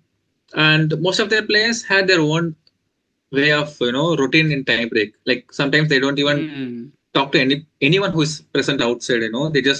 They're in that zone. They're not even eye contact. They just finish the game like this, come and they just go to their room and prepare and refresh, and again they come back. So unless they wanted something, because I should not go and ask if you want this, you want that, because they know that if I'm there means they know that they want. I mean, they know that I'm available. So I didn't want to pressurize them. What do you want? What do you want? Bolo bolo. I can't do this. So just leaving them So in their own meanwhile, this game is zone is almost important. equal. Why not we see Yeah. that how these both players reach the final? the way they reached till here. Like, oh, Humpy just played last move, so we can see this move. I think she played What rook was the c8. d5 or rook, as Kushagar had said, rook c8. I was thinking she might go d5. One more thing is here is Shyam bhai, it's happened na sometime like you are about to win the match and then it's turned to the in suddenly equal end game and then you lost Yeah. your motivation. So this is not so easy for Divya also na from that position to now means in one moment if Humpy rook will activate that H rook, Hmm. Hmm. uh, this happens sometimes. No, I mean, yes. I mean, the tricky part is uh, maybe Divya does she know that she was winning? She must have known that she had some kind of initiative. Like during the game, sometimes players don't know, right? Like they have the window. Mm. They feel that they have initiative, but they don't know if they're winning or not. So that way, I think. But only main thing is after coming back to the room, when she checks with the computer, once she realizes she missed a win, that's when psychological aspect plays a bigger role. She has to be strong and come back for the For the tomorrow's game. next round, yeah. Yeah, that's the tough part. Like let's say Humpy, for example, against Lee Ting she was winning the second round, the rook end game, where just one move blunder and it ended in draw. That is very difficult to come back. You need to be have a iron heart kind of thing, iron minded thing to even forget that and focus on the next day and come back. So it's not just about chess skills. It's mainly about psychological in this kind of knockout events. And as a trainer, how happy you are this time with the women's team performance? All means if we call women's team because our top five women's they all reach one of the best. Means in four reached the quarterfinal. Even Vantika was little Yeah, unlucky. She was also like played really well. yeah, yeah. It feels great. I mean, not just because I'm present here. Even if I had been in Chennai or any other part, I'll be happy for sure because Indian chess is booming. We know in the boys, men, we know all these guys, Mukesh, Prag, Erigasi, and so many guys are doing so well at the top. But now it's good to see that girls are also doing consistently at the top for many years recently. So it will also boost women's chess. And I also hope, because it's surprising that we have only three full-fledged women as a GMs in India. That's a bit sad thing. So I hope after this performance, I hope more women players get motivated and to pursue chess and become one of the best. I think it Okay, could be a here I definite think turning point in India's chess, women chess. yeah, great. Divya took the a7 pawn. Okay, Yeah. so now pawns are equal on the board. So, Okay, Chamanna, we had that same discussion, right? No weaknesses, Yeah, you know? as you predicted. Yeah. Queen a7. And do we feel like rook h6 is coming, getting the worst place piece into the game, or something else? Yeah, uh, I don't see what else. Yeah, I King think h7 is too much. Queen f7, Yeah. King h7, queen f7. h5 hanging. So I think um, rook h6 is kind of only move. Yeah? I don't see what else can she play. Maybe some rook a8. No, maybe rook a8. Yeah? Just for the sake of candidate move. And we aren't worried about rook b8, right? Yeah, definitely not. I mean, just taking h7 and rook a8. The king super safe. Do we have a move? No, okay, we have queen a7 at this position. So rook a8 is something which makes a lot of sense as well. Very forcing. And rook h6. Um, Yeah, I think both are equally good and likely. It's very hard to differentiate between the two at this point. Yeah. yeah. Maybe rook a8 is more forcing. Yeah? Rook a8, queen d4, rook a2, rook yeah, rook 8 looks more c4. natural. Hmm. Queen d4, rook a2, rook c4. What is the time difference? So Okay, Humpy have more time now. yeah, yeah. Ah, Yeah, okay. I think this is Humpy's forte. Yeah. If I Ah, feel she played rook at 6. She bring rook first out. See, Humpy, so classy. She will play all the principal moves, right? She's someone is if such dry possessions come, you can bank on her to play the most principled and strong moves. No, I still Yeah, remember that game against late Indian Classical. From nowhere, totally equal. How she turned around that game and fully convert to in full win. But Yeah, yeah, unfortunately, she didn't win. But she played really good in that end game. yeah. I was having a conversation with some very strong player at that point, somebody rated 2650 and higher. And we both thought that there's nothing that could be done at this in this game. And suddenly from nowhere, Humpy comes up with some tricks where he was astonished as well. Yeah. The way that game yeah, was made. So yeah, yeah. like I know So yeah. yeah, I mean, I think in this position, I think Humpy is even pressing for win. We never know. I don't think Humpy is content with the draw now anymore, considering White's time situation. She might even press for the win actually. That is my point. If anyone can press these kind of positions, it's got to be Humpy. I think Divya has to be careful here. Hey, and Yeah, I what think. is the 40 moves rules is there? Na? Yes. Yeah, yeah. Okay, so Divya has to complete also. That is also little pressure. Is there 18 moves you have to play in 8 minutes, 7 minutes? Yeah, I mean, okay, if you play something like Queen B7, the next 20 moves will be automatic. Yeah, I don't Yeah, think yeah, you yeah. need so If much Queen time. action, then definitely. Yeah, The way Divya has played till now has shown that she is not going to chicken out in a way. So if she does, I'm not saying it's not possible. If she does, it's sort of a small mental concession in a way. But yes, true. Sham, one Uh, question to you. yeah, Oh, sorry, yeah. sorry. You continue. I No, was no, I saying was just that. saying that. Yeah, yeah, go on, go on. Yeah, Okay, okay. Sorry, I was saying that like in that level, like you're doing training with them also. It's possible also you judge your opponent's body language. For example, in one moment you know okay you are little bad or something, and now you know okay my opponent is not happy whatever is happened. Do you think Hmm. these things also players keep in mind when like this kind of time pressure is coming for something to take some Yeah, decisions? definitely. Yeah, yeah, definitely. Especially at the very top, they do definitely take such things to account. Let's say even Humpy, for example, this position, she might also read opponent's body language, and if she thinks that white is uncomfortable, then yeah, she will push for more based on the body language, and also of course time situation. She will definitely push for more. The the game which was astonishing to me was, I mean, I was watching there. I was literally surprised about the decision making she made. It was against Kostyanyuk in one of the tie breaks where she was white. She was winning, then she messed up, and suddenly she was close to losing. Uh, I think it was tie breaks. Like she had less time. If she wanted, she would have petted out to a draw, but she kept pushing.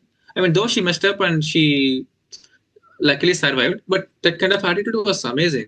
I mean, against Kostyanyuk, who is also equally stronger player, despite mutual time trouble. It was. I mean, those who haven't seen can definitely see that game.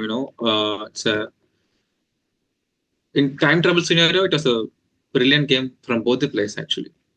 Uh, I just remember Humpy was white. I don't know if it's a classical game or a rapid game.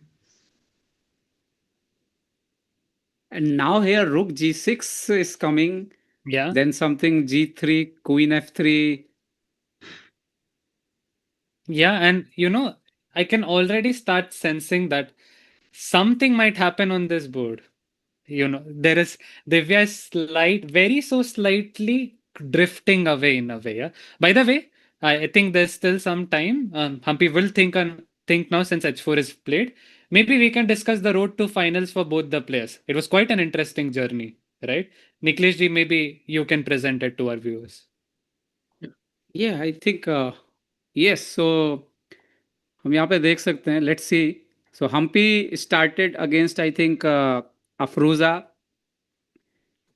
And I think for me, Humpy took the charge after I think she beat Kostyanyuk. What do you think, Shyambai? Yeah, yeah, definitely. Because Kostanica is also very strong, especially in knockout formats. She's also very strong in rapid bits also. So when in that game, I was not very sure how the game would go if they go into tiebreaks because Kostanica is equally strong in tiebreak in shorter time format. So that match was pretty close actually, And quite quarterfinal intense. was like I think compared to even round four was tough compared to quarterfinal for Humpy. Yeah, definitely. Yeah, because they And both are from same generation, almost similar age. So obviously they must have played hundreds of games. So, and then semi-final, we already witnessed what happened in semi-final, and currently final is going on. For me, I think the journey of Divya Deshmukh is more interesting, seriously, till the final. And I think for her also, first this round four was very important for Humpy and Divya also. Ju Jinner. Hey, Shyam, how you see the rise of Ju Jinner in last, I think, almost 1 year? Yeah. It is phenomenal rise. I mean, I was also talking to one of the players present here in Batumi, just discussing about Zujiner.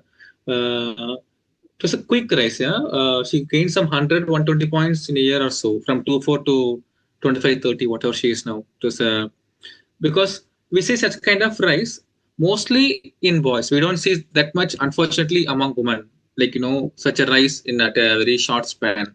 So it was really stunning. And I was also told that Zojiner is like a machine when it comes to calculation. She just ruthlessly uh, cuts you off in this kind of calculation. So yeah, she's a very strong player for sure. And with a short span, yeah, terrific rise. So Ju Jinner, and then after she beat Harika, which was equally tough because Harika is very solid player. And then we saw against game against Tan, and now against she's playing against Humpy. Uh, anyway, even I think FIDE should change some rule here. If someone reaches the final of World Cup, it should be direct GM title already, not the norm. I think Well, this is just matter of time. She will complete her GM title, not here, so somewhere else in 6 months or something. yeah, but surprisingly, this is her first now. I didn't know. I mean, she has been playing in this level for quite some time. I thought Yeah, she already she must have crossed, I had think, one or two two five one knocks. six. Yeah, that's a bit surprising. Yeah, I mean, Yeah. uh, I didn't know it was her first GM. I thought some second or she must have got some I second was or third also now. thinking like this must be second norm or something. And then ChessBase Yeah, India team, our Sahid Bhai, he have always all records. So he confirmed me, no, no, this is the first norm only. By the way, So guys, for we me have a also, couple I of was moves on thinking the the board. second norm. what is it? We have couple of moves on the board. Yeah, So Rook G6 and G3 already happened, na? yes, and now Wow. I think it's very intuitive to play Queen Hey, F3. Queen F3. Yeah. Whoa. And start thinking about making a perpetual down the line, not immediately because the queen can come back, but now you look at, you see Humpy is the one exerting initiative now, and you can sense that Divya, she fumbled a bit here and there. Position is still under control completely, but imagine this: you were the side that had complete control towards in the game. You were thinking of how I should beat my opponent, and suddenly you start facing these threats, right? Something you don't want to be in with 6 minutes on the clock. Initiative has faded away, and yeah, I think slowly and steadily Humpy is the one showing some dominance in these technical endgames. Yeah, I think Queen E3. Yeah, I don't.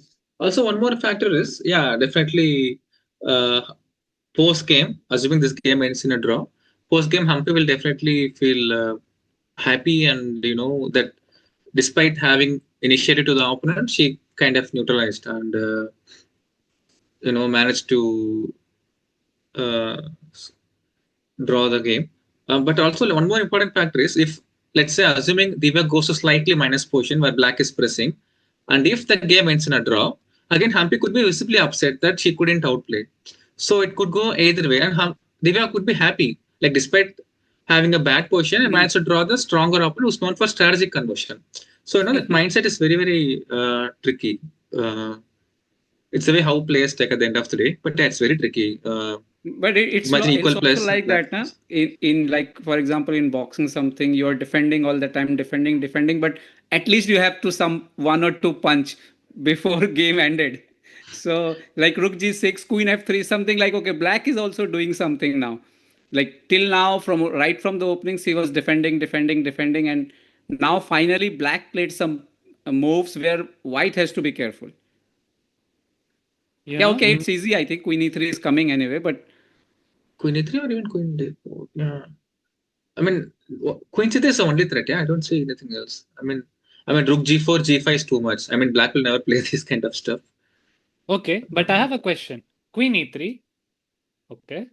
Let's say I play Queen g4 with this threat. Okay. Let's say you play a natural move like King h2, taking the king out. Okay. And suddenly, let's say I play d5. I try to bring my rooks up. It's nothing as of now, but there is a weakness here. There is a weakness here. And the game continues with Divya having now less than 4 minutes on the clock. I'm not saying there is a chance that at the moment it doesn't look like Divya is under any pressure, but can you imagine this in getting No, into a but I had one question. Ah, okay, okay. If you come rook down only, then okay, But okay. Queen G4, do I have Queen E4 instead of King H2? yeah, you probably Rook E8, yeah? No, no. Queen So Rook E6, yeah? Rook Rook E6, E1 is e6. landing. Yes, So what? Am I losing? I have Queen B1 luckily. Okay. Indeed, Let's Rook yes. E6. but not something you want to play. Yeah. Yeah. But Still, yes, it's okay. I have Rook definitely. B8, yeah? Divya is having only 3 minutes and she has to play 16 moves.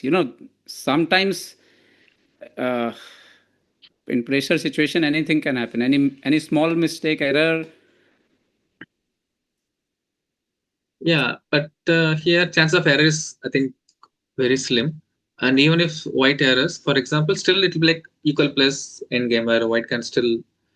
It's not a. I mean to say that there's not going to be big blunder like let's say black bishop is on e6, bishop h3 kind of stuff. It's like Mhm. simple mistake where white can commit. Still, she has a chance to fight back, even if it goes wrong. So, but yeah, this time I don't know. Queen e3 or queen d4. I don't know why white is thinking.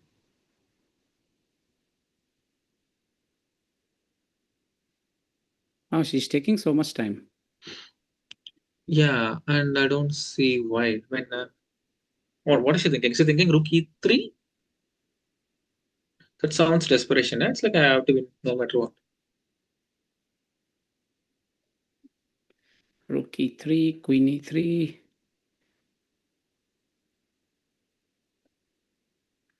Wait, but if queen b7,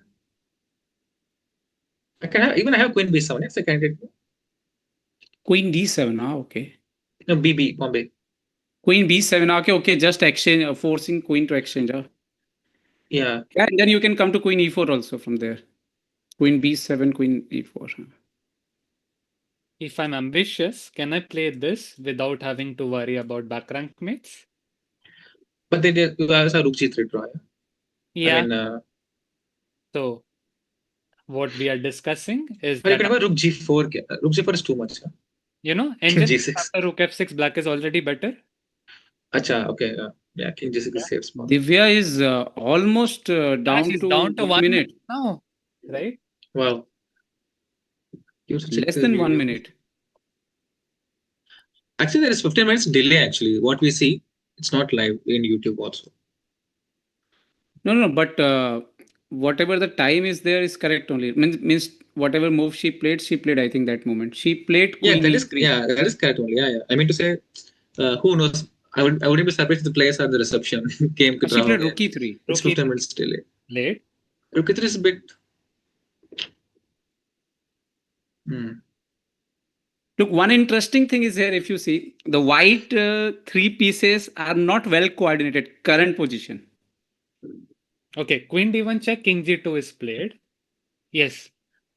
And now it's interesting, yeah, whether Humpy wants to repeat or she'll be a bit ambitious now. So what? I guess she is Ambitious? going to What should play it till do? 40 moves. Hmm. Yeah, If queen d5, king g1, rook a8, there is rook b8. rook b8 So check. what? Queen d5, king g1, king h7. Yes, that is, I think, the most practical try. Queen Or e5, rook. another option could be to play something like rook f6 to increase pressure here. But king h7 just feels more authentic, yeah, in a way. Hmm. And okay, there is queen b7 here, which sort of Yeah. forces the trade. Mm-hmm. Micro pressure for Humpy though. Yeah, I think she will take a draw. I think. Check, check, check. Hmm. She give, okay. Queen d5 already. Queen d5 is played. Yeah, king g1. And this is a critical moment. Like, this is where Humpy says whether she wants to press, which I think she will, or she repeats. So what's the move number? Is it 30 or no? 27 yet, yeah? Rook 8 not working here. Yeah, rook b8, I thought. Okay, rook bid, okay, exchange. Yeah. No, I think it's wiser to go for draw. I mean, 2 minutes for 12 or 13 moves. Reasonably, it's possible to make it.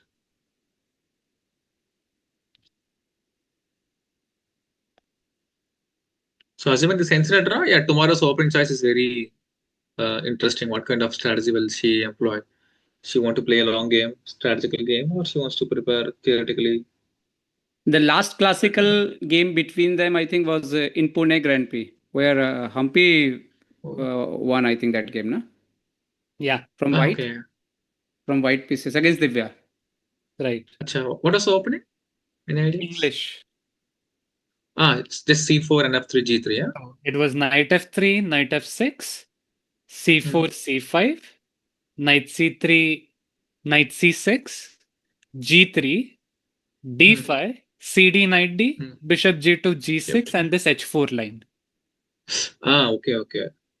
Yeah, that's still fine. What is much Yeah. comfortable after h4. Kushagra, remember all, huh? That's my job. Opening preparation is my job. Okay, so here. Now Humpy is having something 11 minutes, 13 moves to go. Shambai, what's going on in this time in the player's brain? Okay, she repeating looks like Queen D1. But that could be a mental it is trick more. as well. No, not because it's less time for white. No, I mean, why will she gain opponent's time unnecessarily? Fair. So king g2. I think it would draw only for sure. I mean, I think it's getting repeated here. yeah, because white can always play queen b7. No, anytime draw is there for white. So what's the point in playing unnecessary and wasting energy? So finish the game, go for a walk, and come back prepare. That will be the ideal strategy now. Fair. Also, when you're this nervous and you get a draw, probably you don't mind taking it and She's repeating now. is repeating, yeah? Yeah, So, it's quite logical and it's quite obvious also from players' mindset. I mean, we being sitting here, it's easy to say play this, play that, but the players' mindset is very, very difficult. But And World Shambai, Cup, what do you no, think? This is psychological. This will be the victory for Humpy. basically draw with black. I think I see it that way. It's not because of initiative, all those kind of thing. Draw with black, she will be happy for sure. No. And I Once don't they think, will get back, Divya is also going to check her game. Humpy also, and after that, that will impact little bit. to certain extent, to certain extent, as Kushagar mentioned, the d5 was winning right away, instead of bb7 and d5, something queen e2. After bishop f3, queen c8, what was winning? Queen e2 right away was winning, right? Yeah, instead of bishop into b7. Like how big advantage? Is it clearly crushing or any some light chances for black? Almost crushing. Crushing. Move 14. Move 14. Yeah, because I think king f8 was the big blunder. Na? King d8 need to be played. Yeah, but it's not easy. I think they're still playing, yeah? By the way, we have 8,000 people watching now. And, we are towards the critical moments of the final game. The players are still continuing, yeah? They're not ending it. Yeah? No. It's because of 30 moves. Yeah, I mean, probably. But if repetition, no one wants to claim, yeah? Yeah, they look at the arbiters. Do you have the video? Yes, we do have the video. If you could check our Zoom screen.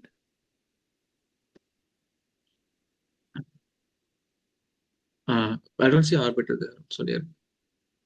I think what is the rule for repetition? 30 or something? What?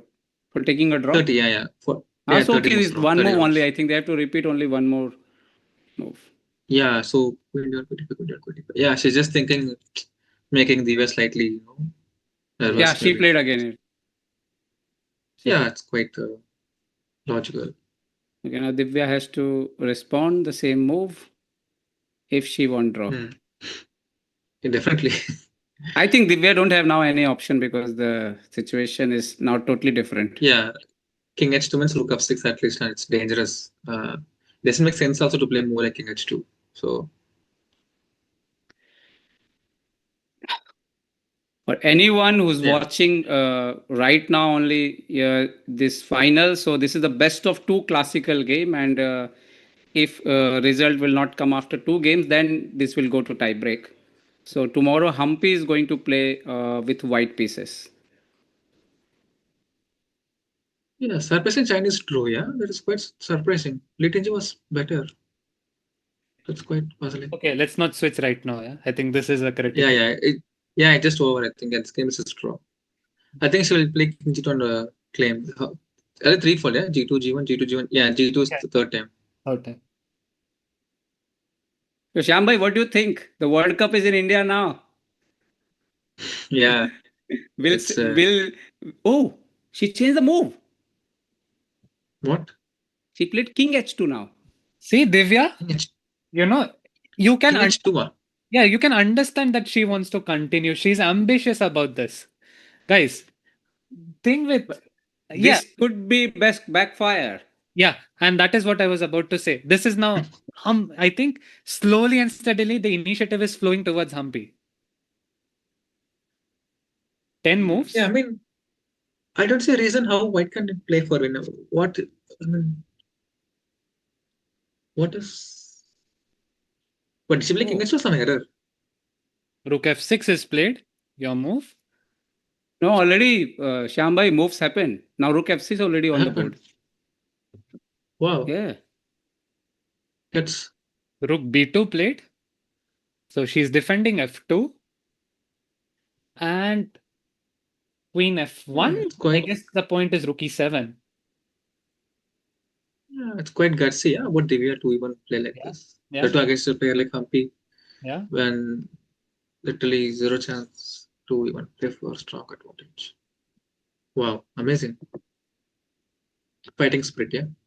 Absolutely. I have a question. What if I play rook c5 here to play rook f5 and start attacking and say that my king is going to be very safe on g6? Can Humpy start building up some initiative here with rook c5? Mm, Rook C5, Rook F5. yeah, makes sense. Yeah, D1 queen is defending D6, so you have time to do everything.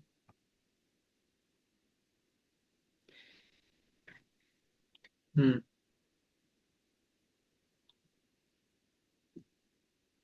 Maybe let's discuss a couple of lines. Let's say you give a check, Now Queen need to be bring back to the game somehow. king Check and f7. no, Now, then Queen E4 is there, no? yes, that is what I was coming to. Queen E4, yeah. Yes, and let's say I just play g6 first. F4 is working for white any moment. You don't want to weaken the second rank, is what I would feel. No, Intuitive. but Also, I think f4, there are some ideas with rook e6 associated. Yeah, but there's queen B sun queen also. Yeah, perpetual. Yeah, so I don't I probably, even made. I don't know. yeah, maybe f4 works, but I don't want to play f4 in a way. Yeah, probably king g2 and keep everything compact. mm, Wow. Yeah, but Divya is showing ambition. Yeah, she still believes in this position, and this is something we have been talking about, right? Like you get in a better position and you feel like you are better even when you're not better. Yeah, that feeling doesn't go away, and that usually backfires. but I don't think Divya is thinking here better. No, na. But how white can feel here she is better Shamanna because raised now the suddenly black pieces are fine, na. Maybe because of that outside pawn, but no, her king will be weak otherwise, no. yeah, but Yeah, yeah, go on, please. I don't know what to say. Is what I was supposed to say. I am literally clueless. I I'm was literally in a shock. 100% sure I am going to rest in 5 minutes. Yeah, even I thought I'll also go for a walk now. Game ho gaya, let I me was go for a thinking walk. King G2. I was thinking King G2 is coming. Yeah, that's Even my son is quite. laughing on. I don't know what is this. But okay, Shyam, what do you think? What's going on in Divya mind? What she want to do now in from this position? How to continue as a white means? Okay, you She say just okay, wants to I keep don't the want game draw. going. That's the Huh? only thing. If you see, like Gukesh, for example, in many games, even against Ding or something, he just kept the game going. Not just World Championship match, even after that, just to keep the game going, just to keep the game alive. There was no win any at any side, just game going. That's But the I thought only thing Gukesh Gukesh was can do doing. that.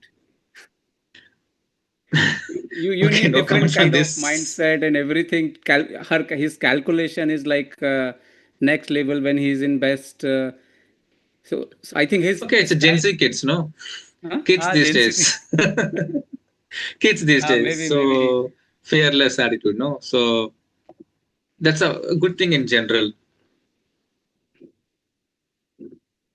But yeah, I mean, I'm also So surprised. I'm Humpy like, came to why? Queen F1. Oh, she played Queen F1. So Yes, Queen F1 on the board. I don't remember whom I read or something. I don't know, but there was something some written. If you allow your opponent to ask so many questions to you, that is not good sign. If your opponent is asking you question back to back, back to back, back to back, this is something not going in your favor. Yeah. So we rookie. have eight more moves. Okay. Yeah.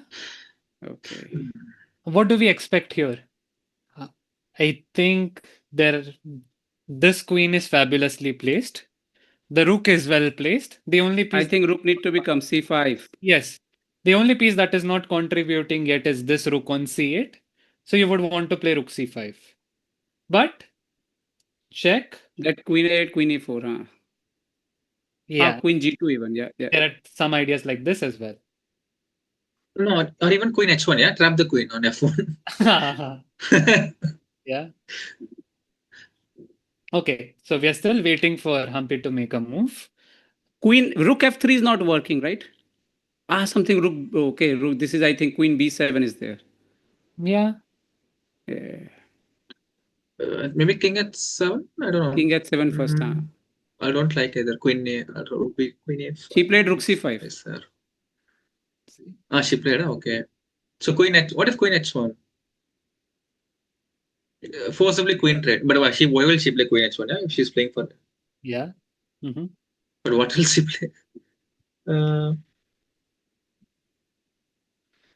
Now, for example, queen a8, king h7, queen h1 or g2, whatever. Queen g2 will be better. Queen h1, I think queen h1, queen h1, king h1, rook f3 will come then. G2 will be better. No? Yeah. Rook I mean, then f3 I will be thought then. this should be a draw, right? I mean, close to a draw. Okay. No, I thought Queen G2, black will go some Queen D1 something. And then you have Queen E4, Rook B1.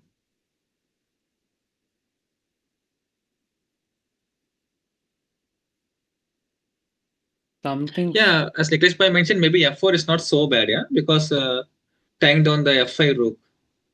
Mm-hmm. I think Diva might go F4 sooner or later. I think that will reduce little pressure on like against the king. Check and king Yeah, H1 but played. yeah, but But F4 drawback f4 is means that white already surrendered that this is a draw only. yes. Also, any endgame without queens, the black king can invade. Yeah, G6, F5, G4. Yeah.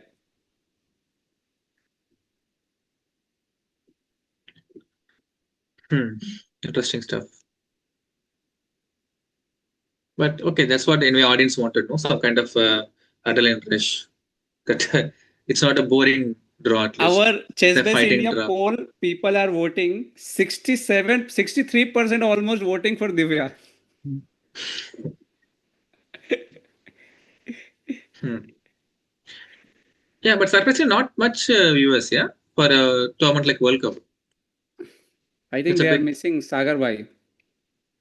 No, I mean also in general, like just imagine like some other men World Cup for let's say. No, but Shyam Bhai, I will tell you one thing that what I feel is earlier even the women's games was not reaching 25% audience of this. Yeah, They but also why is that? this also grown up so much. Like like earlier, like definitely if you compare to main World Cup which is coming soon, you will see maybe this will go to 50,000, 80,000, and especially that is going to happen in India already, na? So many Hmm. things, media highlight will be there. But compared to previous time, this already grown so much. Now players are watching women's video. I will just give you example from my Hindi channel, for example. Earlier, if I put the videos of Divya and Humpy, compared to today, the reach was like 25%. So people Okay. now start watching all the players, and this is good news. Like now there is no one star. Everyone have now fan following. Everyone follow Arjun. There is a specific people following Arjun. Specific people are following Pragya. So this is grown up so Yeah. much, and this is good for our game now. Like Yeah. earlier, But I like mean, still only the numbers are quite less. See, I mean, all these are grandmasters and not like basic. I mean, they're grandmasters. You learn so many things. I mean, how does the gender make an impact? Men, women doesn't matter. Yeah, it's a GM game after all. no, no, but this So is I think, about we thought, but yeah, normal I mean, public I don't was a think bit like this. puzzled actually. Yeah. Yeah, I mean, I was a bit Oh, puzzled. I think F4 happened. Yeah, your move. Yeah, yeah. Nicholas Boy from Spain guessed the move Yeah. that will happen in Batumi. Mhm. I don't see a So way even how yeah, they can make progress though. yeah. As I said, just make move. Yeah, A4 and Rook A2. I mean, just keep the game going. This is a new what to say, way of thing. Just game. Let's game going on. Yeah,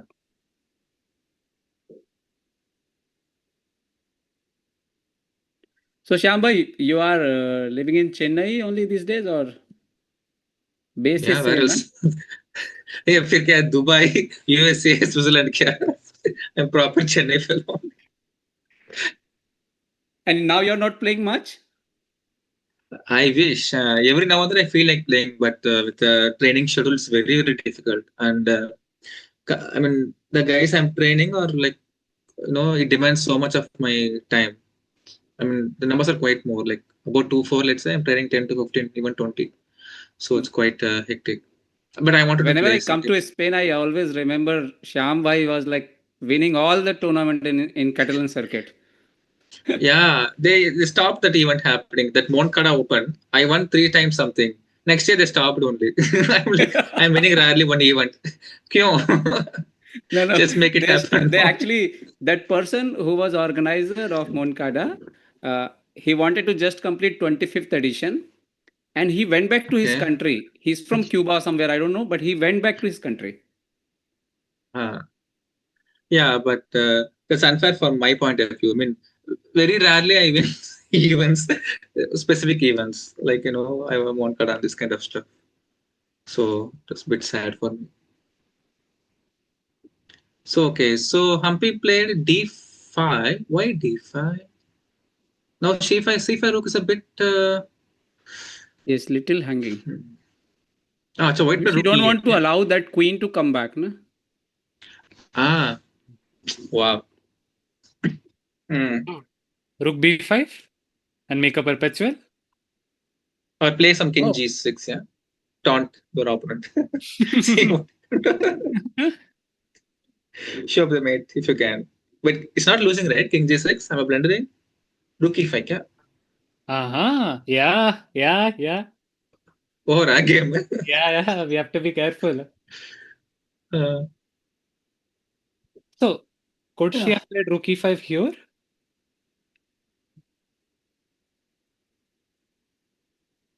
rook There's still no e5. threat. Yeah. Rook H5, King G6, Rook G5, King H7. Beauty. But looks so dangerous, no? Definitely, yes. I mean, yeah. There is no G6 again, Rook E8 and Queen F8 might is coming. Yeah. Yeah. And I think currently the rook b5 is the best move. yeah, yeah. You need to make a perpetual. If the rook Okay. moves, So if I go Rook D2, rook Rook b1. B1, Queen D5, right? I'm controlling everything. Uh-huh, uh-huh. Okay, good point. So what do we do here? Yeah, not easy. Computer says rook d6, which is not what you want to do after rook b5. Suddenly, okay, Divya No, starts. but maybe rook d6 to control the support the d5 pawn Yeah. and then come to rook b1. And then something like queen c8. And threat is this. The game keeps. Wait, what is White's threat here? Why can't you go rook f b6? Is it a blunder to go rook b? Am I losing our spot? Not really, but Not losing, yeah. Okay. but Because for me, as long as I don't blunder, I'm like, okay, that's a success for me these days. Humpy played rook b5. oh, she played it, yeah, classy. Yeah, Hey, yeah. I you think have to she'll go see rook. how Divya did after Humpy played rook b5. Ah, really? She missed it, yeah? That means. No, no, she's like this. Ah, so she missed it. Okay, okay. I hope she felt that way. It's not like, wow, you found this. I hope that was not what she meant.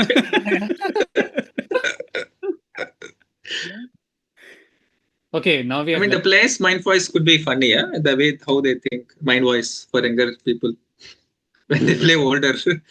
Are uncle, are auntie, how did you find this kind of moves? Don't play such moves. I'm a chota bachi, please give me point. Yes, Akya. Mind voice.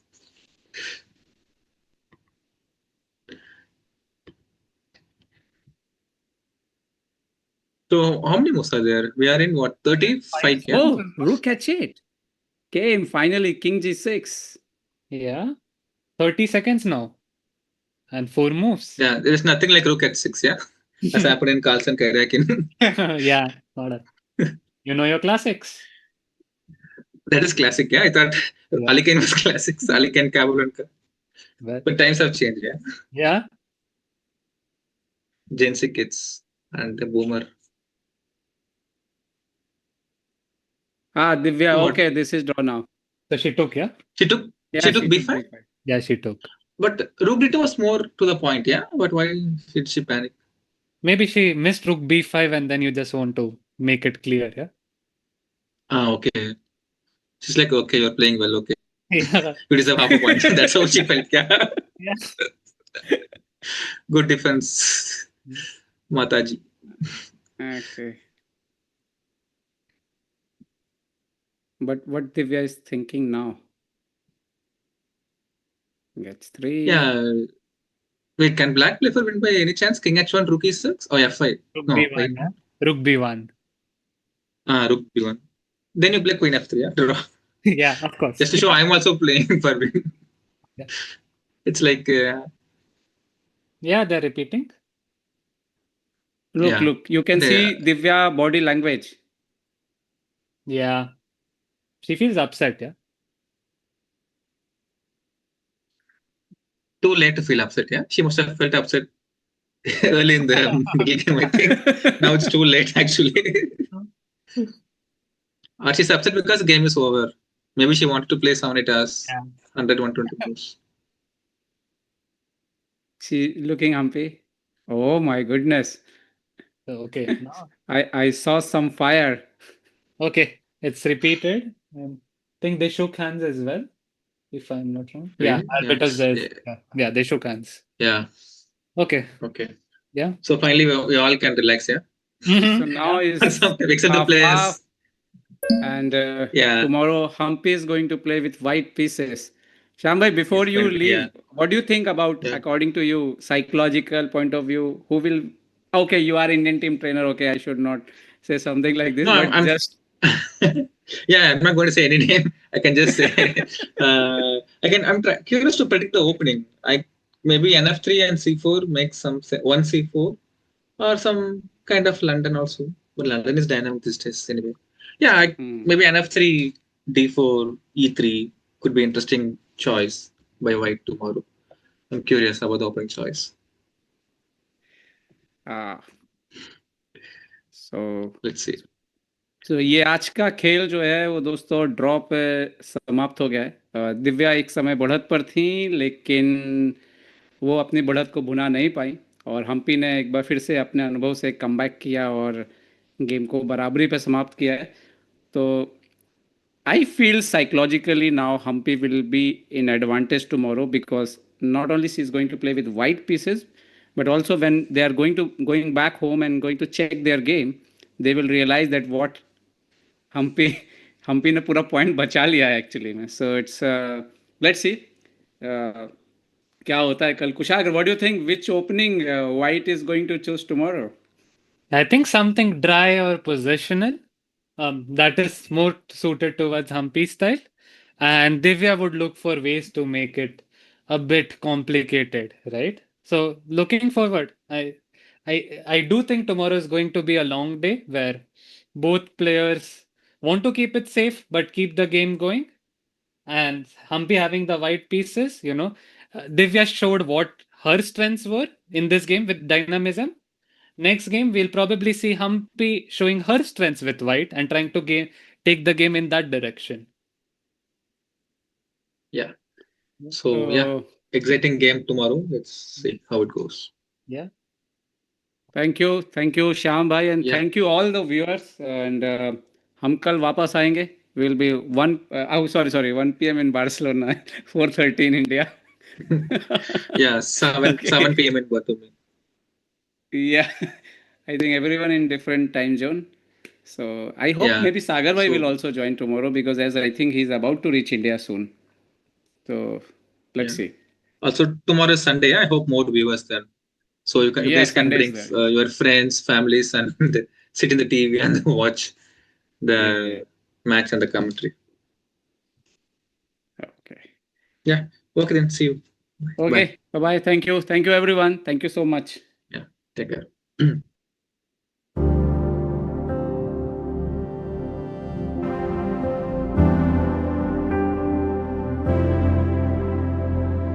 हम बोल सकते हैं